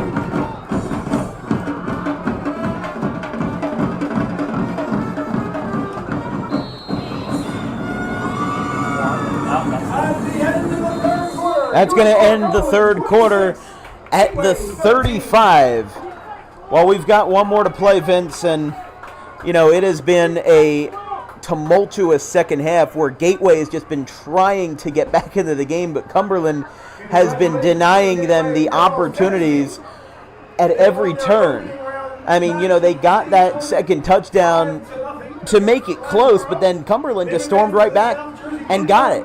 Whenever Gateway has gotten the momentum, Cumberland has snatched it right out of their hands. And is this something that's going to carry into the fourth? Or what can they do to prevent that? Well, I mean, right now, Cumberland, right now, Gateway's got a good passing game, and I'm surprised, like you were saying earlier, that they haven't. You just quite saw the used pass it. that Sean Simmons made to DJ Bink. Yes. Sean Simmons made a similar play. Yes. So Aiden Bender made a similar play.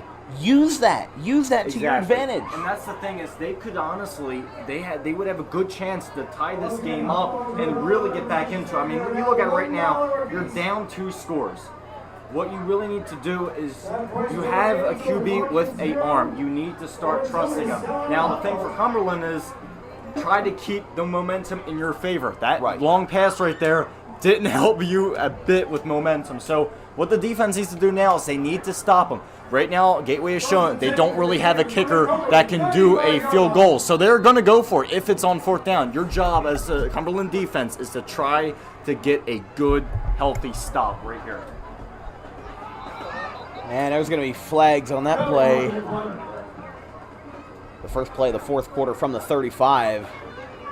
Let's see what the Whitecap has to say about it.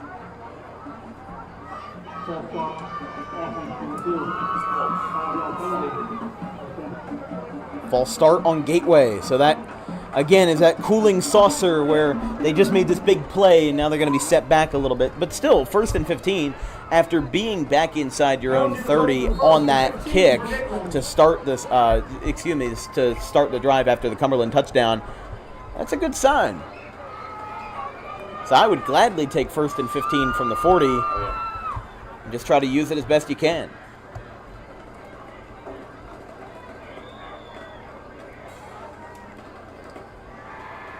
Play fake to Mills. Simmons in trouble. He's in a swarm of orange and white. Somehow gets through it and gets to the 36 to take back those yards after the false start.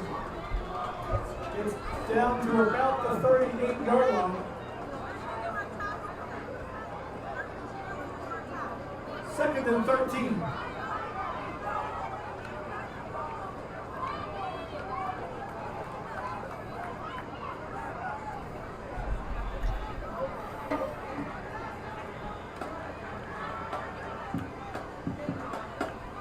Second and about 13 from the 38. Simmons hands off to Mills after the play fake last time. Mills is going to break free. Mills is going to go to the house. Touchdown, Gateway! 30-yard Gateway touchdown! Tyler Mills drives it in. This game isn't over yet by any stretch of the definition.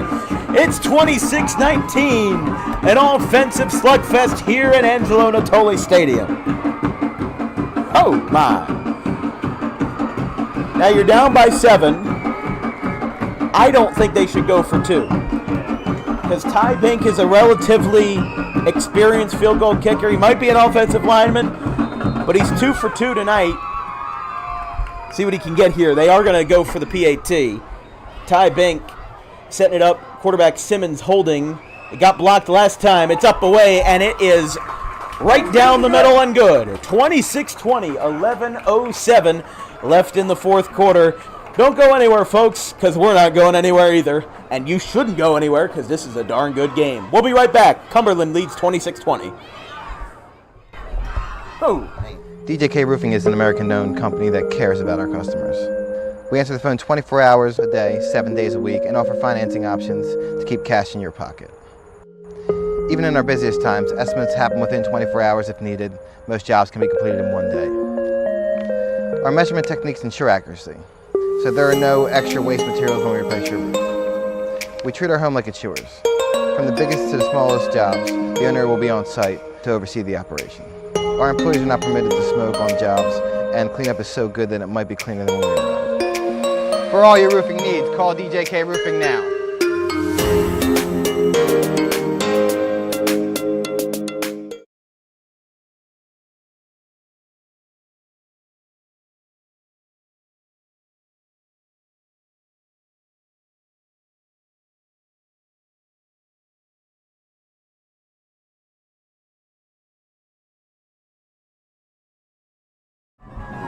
Don't go anywhere, folks. Ty Bank's going to send this one away. 26-20, Cumberland and Gateway. Here in a great game from Angelo Natoli Stadium. I'm Dan Wilkins here with Vincent Folks, my wonderful producer tonight. And this is just the start of the weekend festivities. We've got Paulsboro and Salem tomorrow. That's going to be a fun one. But we've got to get done this game first. Bink learns from the mistake of the last drive, but that's going to go out of play for an out-of-bounds kick. Took a bad bounce, and it's going to hurt Gateway immensely there. Yeah, that's it's not going to help you. I know what he was trying to do, but just did not work out in the end. So they're going to line this one up from the 40, it looks like.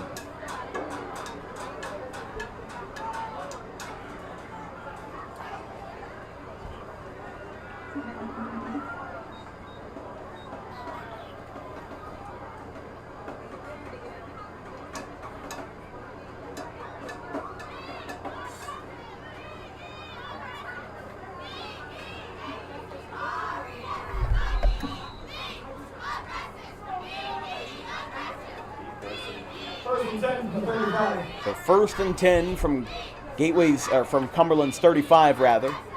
Soy hands it off. Oh, this is going to be a big one rolling back with Deshaun McLemore.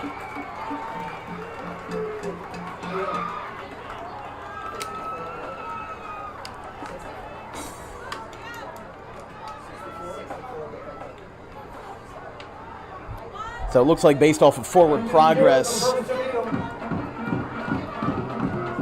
looks like it's just going to go back to the line of scrimmage. Actually, they're going to get a yard on it, so 2nd and 9 from the 36. You would have thought that would have been a momentous loss, but because of forward progress, they've blown the whistle, so a lot of that is muted. Here is a flag. This might be a false start.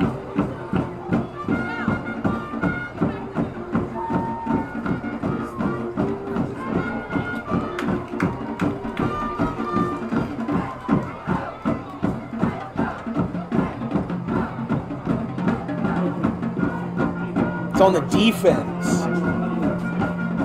I would have thought false start from where the flag was coming from, but they called on the defense.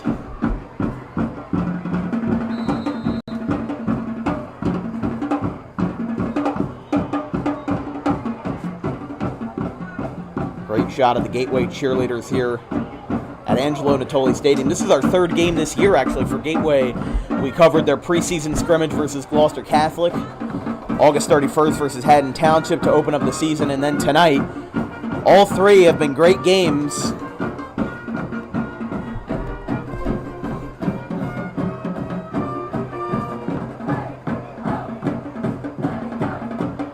This is taking a while. You want to take a look at that clock. Now with 9:47, taken by Darnell Williams. And Simmons with the tackle. Going to be 3rd down and about mid-range.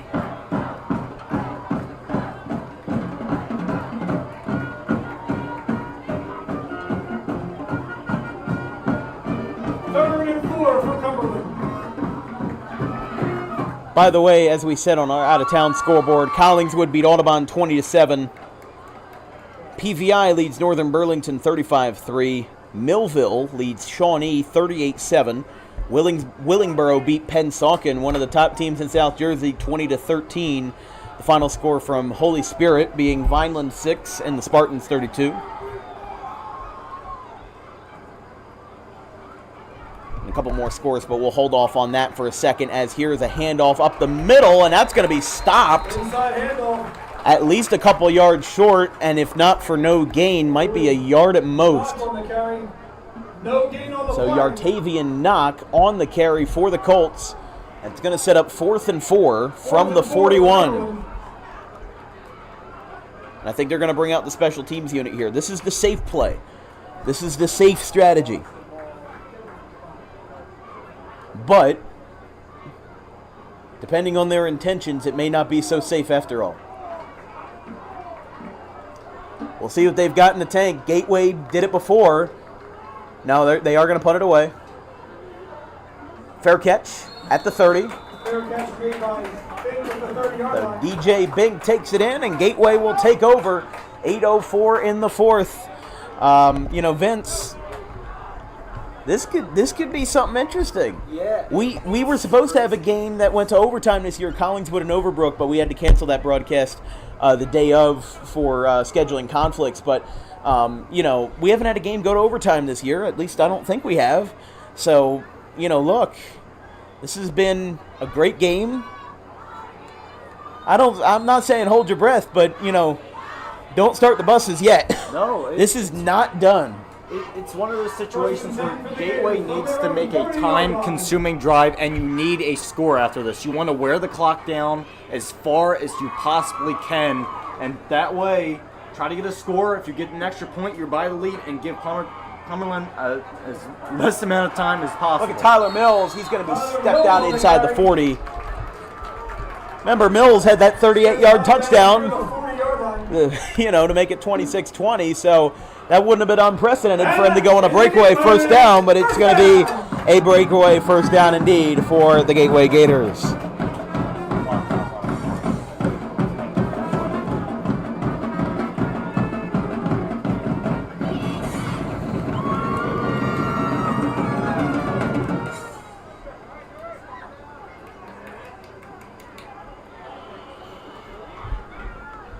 Here we go. First down from their own 40. Simmons in the I for him. He's got it. Handoff to Mills. He's got some room. He makes a block, and he's going to step out at the 45. I mean, yeah, it sounds wrong, but he doesn't want to be out of bounds. He doesn't want to stop. They shouldn't have to stop the clock. That's not the way you need a time-consuming drive. You want to give Cumberland at least as amount of time as possible. You don't want to give them time to go down the field right now. I mean, Cumberland, yes, they got stopped the last time, but this whole second half, they have been really pushing. So you need to have a time-consuming drive, try to stay in bounds, and wear the clock down as fast as possible. You can't be going out of bounds like that. You don't want to give them a good, and you don't want to, right. You want to put as much pressure on them as possible, not give them a pretty good amount of time. Yeah, here we go. Rossi's going to take it himself at the 40. He gets hit from the back. A flag is down at the opposing 40. Rolled down by McLemore, along with Chase Pepper. Looking for the white cap. Here he is at the 45. We'll get a call from him momentarily.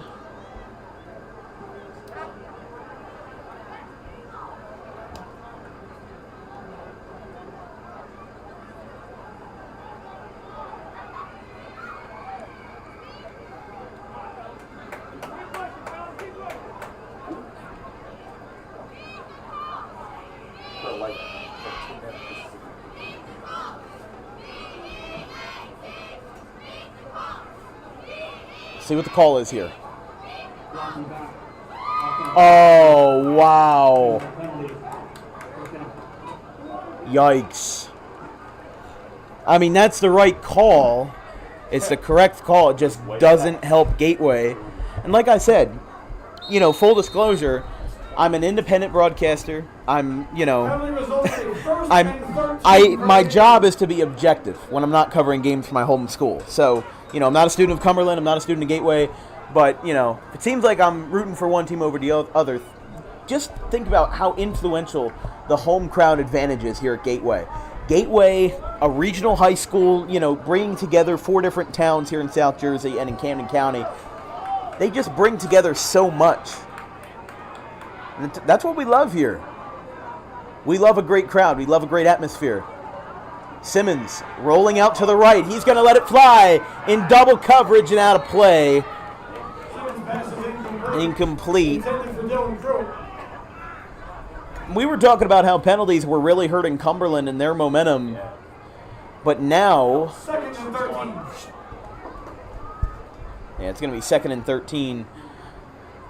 If they don't move the ball for a first down, I have a feeling that penalty, that block in the back, took a huge hit to their momentum. Took a huge hit to the wind in their sails. We'll see what Gateway can get here, though. 2nd and 13. Hold on. We've got flags holding on here. Flag on the far sideline. False start on the offense. Well, Talk about taking the wind out of your sails. wow. So that's going to knock him back even further, and it's going to be Second and 18 for the Gators. yeah, about second and a country mile here. This is turning into a situation of trying to get a good drive together, trying to give your punter enough room or, a good spot. I mean, yeah, they got more downs left, but it's getting It sets harder. up too good of an opportunity for Cumberland to try to run out the clock. Well, yeah. Gateway wants to run out the clock, and they want to move the ball forward. You gotta rely They're on running big out the play. clock and moving the ball backwards. From their own 44, Simmons has it. He might let this one go a long way. Oh, no. He crosses up two Cumberland defenders. He's got to go. He gets ahead of the line of scrimmage, but not very far. It's probably going to get him within 12 yards of the first. It's going to be third and still long. But that was, I think that we knew that on that second down play, Simmons wanted to let it fly. He wanted to put everything out on the line. They call it the arm punt, where you think the ball's going to get picked off, but it doesn't really hurt you because they're going to get in bad field position. Again, arm punt. It's what Marcus Mariota specializes in. But, it's a matter of the fact that Simmons got those yards in. Now it's going to be 3rd and 12. It's kind of lose-lose either way, but 3rd and 12 is still better than 3rd and 18. 5-11 in regulation. Simmons lets it fly. He's got room. It is incomplete. 15-2. Coming together on that one, Rossi and Bink. DJ Bink, that is. Rossi and Bink in the vicinity. I don't see DJ Bink Fourth and 12 yet. for the Gators. I wouldn't either. Too much. You can't afford to give. Because if that's a Cumberland- turnover on yeah. downs, Cumberland wins the game. You cannot afford to give them that good a field position. But would not I go don't, for it. unless, I think, DJ Yeah. Bink is already on the field as an offensive lineman, but the question is, are they going to use him as a punter? I don't know. I don't think they're in the huddle. I don't know. They're in, I don't know. I don't, no way. Right at their 50-yard line. I don't like this. I don't like the look of this, but if it works, you've got my full blessing. Simmons staying in the pocket. No, he's out of play. Ball is dropped. Gateway has it. There's no whistle. There's no whistle. Wait a second. Almost recovered by Tyler Mills. Tyler Mills had it. And that is a game. Oh my goodness. He dropped the ball. Mills picked it up, and he ran with it.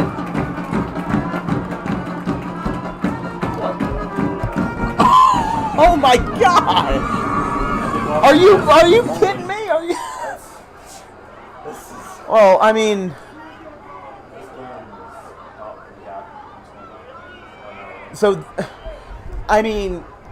oh my God! I mean, Simmons dropped the ball as he was under pressure. It was picked up by Mills, and I don't think he was really hit by anybody as he was going down. I think he just straight up fumbled it. Mills picked it up, and he got a first down. That is incredible. Timeout called by Cumberland. Called by Cumberland. They have 2 timeouts left. The first timeout called by either side and a half. Folks, we've got an incredible game on our hands. 26-20. Who cares that it's two under 500 teams? It's a Friday night. We're having fun. We're going to take a quick break. 4:17 left in regulation. 26-20. Friends and family and tell them to go.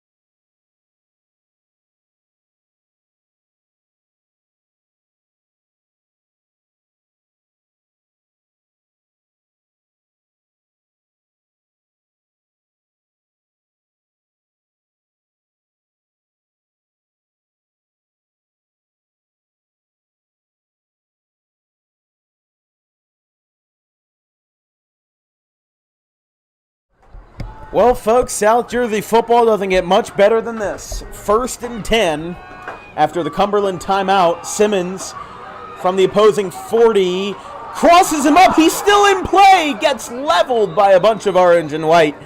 And it's going to be 2nd down. I don't know how he didn't step out of bounds right there. I don't think they're going to use the timeout.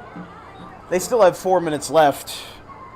Yeah, but you don't want to be too much on the pro. Yeah. Remember, it's a 6-point game. Gateway controls the destiny right now.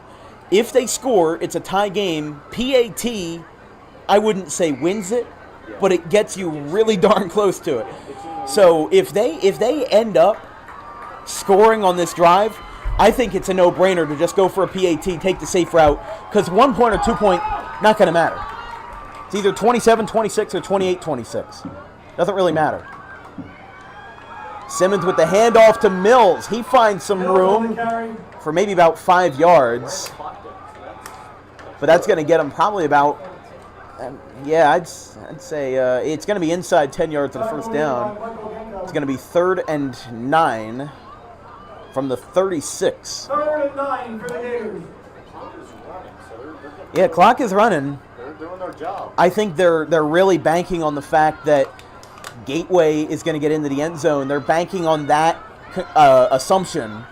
But if Cumberland stops them, they're done. Yeah. I think that's a no-brainer to say, but they need to convert right here. 3rd and 9. Simmons from the pocket lines a pass. It's wide! Intended for Rossi. Pass incomplete, intended for Rossi. And miracles have happened before, but now you need a second miracle. It's a shame they're not playing a parochial school, because if they get a second miracle, they could qualify for a saint. But, man, that is a gut punch for Gateway right there. Rossi was running the right route. He was just a little bit wide. This is where you need that. This is make or break right here. You need to trust your offense. Turn off your music. Yeah. Shut off the stove or the oven, wherever you're watching. This is the play of the game right here. 4th and 9. Cumberland jumped! And that's going to give them another shot at life, and maybe a little bit of a better one.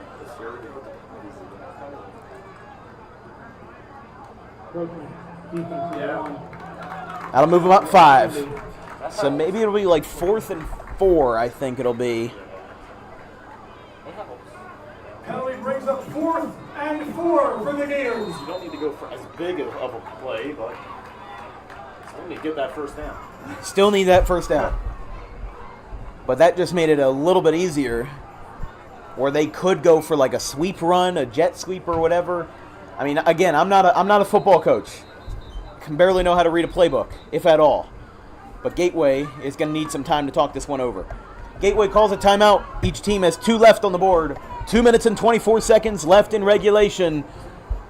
I need like an Apple Watch or something that tracks my heart rate, because it is through the roof right now, and I'm not even a student of either school. 26:20. We'll be right back.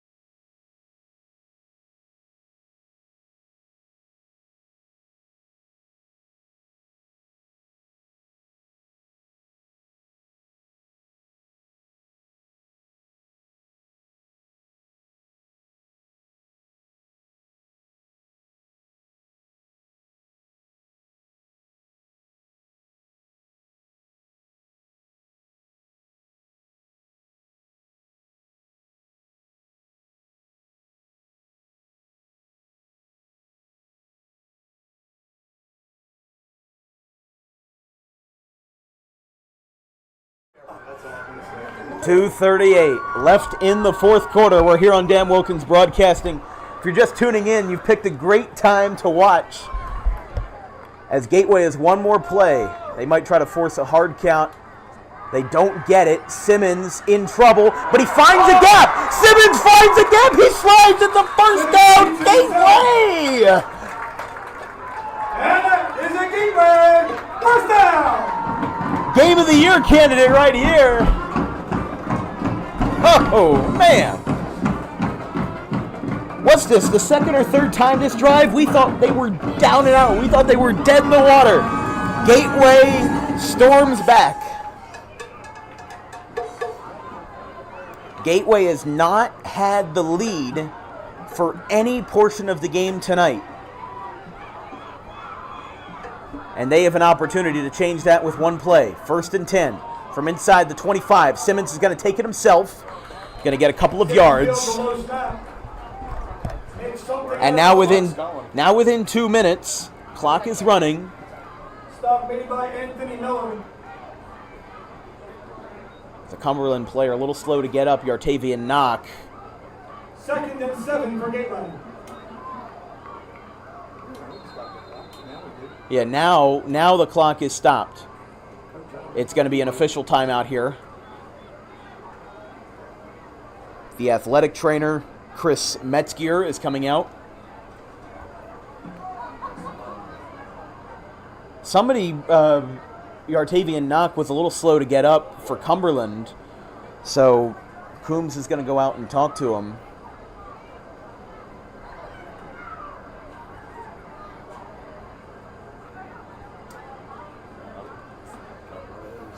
Don't forget, folks, on October 13th, next Friday, we'll be in Haddon Township at the Ricino Turf at the Bob Daly Clubhouse for the Wildwood Warriors and the Haddon Township Hawks. And then on Sunday, we're going up north. It's going to be the Elizabeth Minutemen versus the Bridgewater Raritan Panthers for Sunday Night Football, 7 p.m.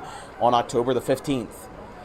We don't have a date yet for October the 14th, but when we do, when we schedule a game, we'll let you know on our Twitter at DW Broadcasting. You can find us on there on Twitter, on our Facebook, Dan Wilkins Broadcasting, and on our Instagram, also at DW Broadcasting. Gateway's back at it. 2nd and mid-range, about 7 yards from the goal.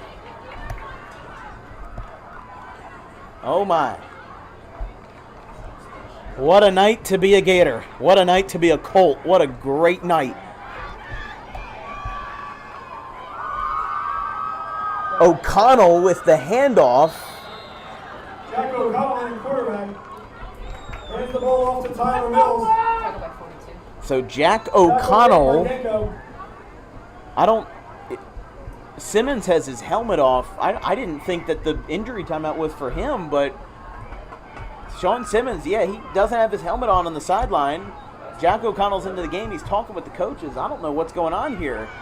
There's less than a minute left, and they've got their backup QB in the drive of the game right here. O'Connell, hold on. Flags on the play. Flag on the play here. Cumberland is cheering, so this may be on Gateway. False start on Gateway.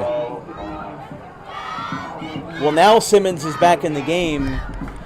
O'Connell took the snap. I think Simmons might have been shaken up a little bit, or maybe cramped up a little, but I didn't see him down. I mean, maybe I just wasn't that observant, but well, this changes everything. 3rd and 13. Simmons back in the game, trying to get some grip on the ball. Simmons in trouble, gets pulled, gets through, and Cumberland with the tackle. He's still in bounds. And with 22 seconds left, they do call a timeout. Gateway with 1 left. Their second timeout of the half. So Andrew Daly and friends are going to talk this one over. Big play. You got to reline. Let it fly. You have you are running on fumes right now. Yeah. The Gateway is running on fumes. The last time these guys played, this time last year, Colts won 20-8. they should probably not be in this position right now. But, Gateway is a vigilant team, a team that takes the opportunities that they're given, and they pounce on them. Again, they won 19-0 versus Haddon Township to open the season. They lost 19-14 to Collingswood. The last 3 weeks, they've scored 7, 7, and 6 points. Meanwhile, they've given up 23, 40, and 39 points respectively to Pennsville, Middle Township, and Keyport. The Cumberland faithful getting ready to go. The Gateway faithful getting ready to go. This place is rocking in Woodbury Heights for the play of the game right here. 4th and long. Simmons lets it fly. It's dropped. And that's going to be a Cumberland win. 19 seconds on the clock. Intended for Aiden Bender. Just slipped out of his hands. And the Cumberland Colts are going to walk away with an unfathomable victory. They will improve to 3-4 on the campaign with about 2 weeks left in the regular season. Gateway will fall to 1-5. And Cumberland takes the knee. And Gateway is going to call... Oh, they didn't say. My apologies. Well, the Gateway fans leaving in Exodus, and this game will leave in Exodus. An unbelievable game. A candidate for a DWB Classic right there. That was an unbelievable ball game. The final score, the Cumberland Colts 26, the Gateway Gators 20. The Gators did not lead for a single second of the ball game, but they kept it in until the very end. That was an incredible ball game. As the clock hit 0 and these guys meet at the 50, Vince, there's a lot to talk about tonight. There is a lot to talk about tonight. Oh, for sure. What are your parting thoughts? I mean, right now, I said it at halftime. These are two hungry teams, and I picked Gateway to win. But I know many times with this game, we all said it.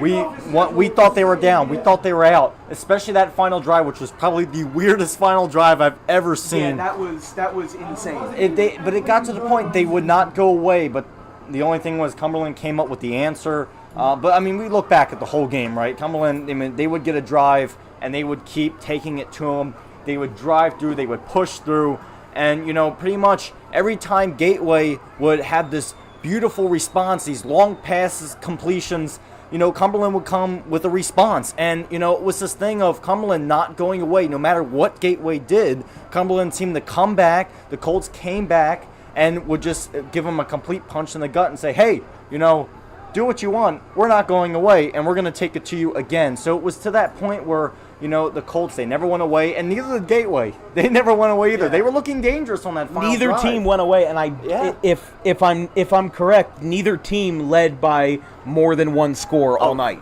Yeah, there was a time it looked like Cumberland was starting to pull away. I thought Cumberland was going to pull away. Same here. Considering their previous records, considering these guys played each other last year, it was 20-8. I thought that Cumberland was going to win by maybe deep into one score, maybe two scores. Yeah. I didn't think it was going to go down to the wire like this. And that's why I say all the time, high school sports are so unpredictable. You can never tell what's going to happen. But let's shift gears a little bit and let's talk about player of the game opportunities here. Do you give it to Kiel Woodward for that first touchdown and also for being a really great star on the defense?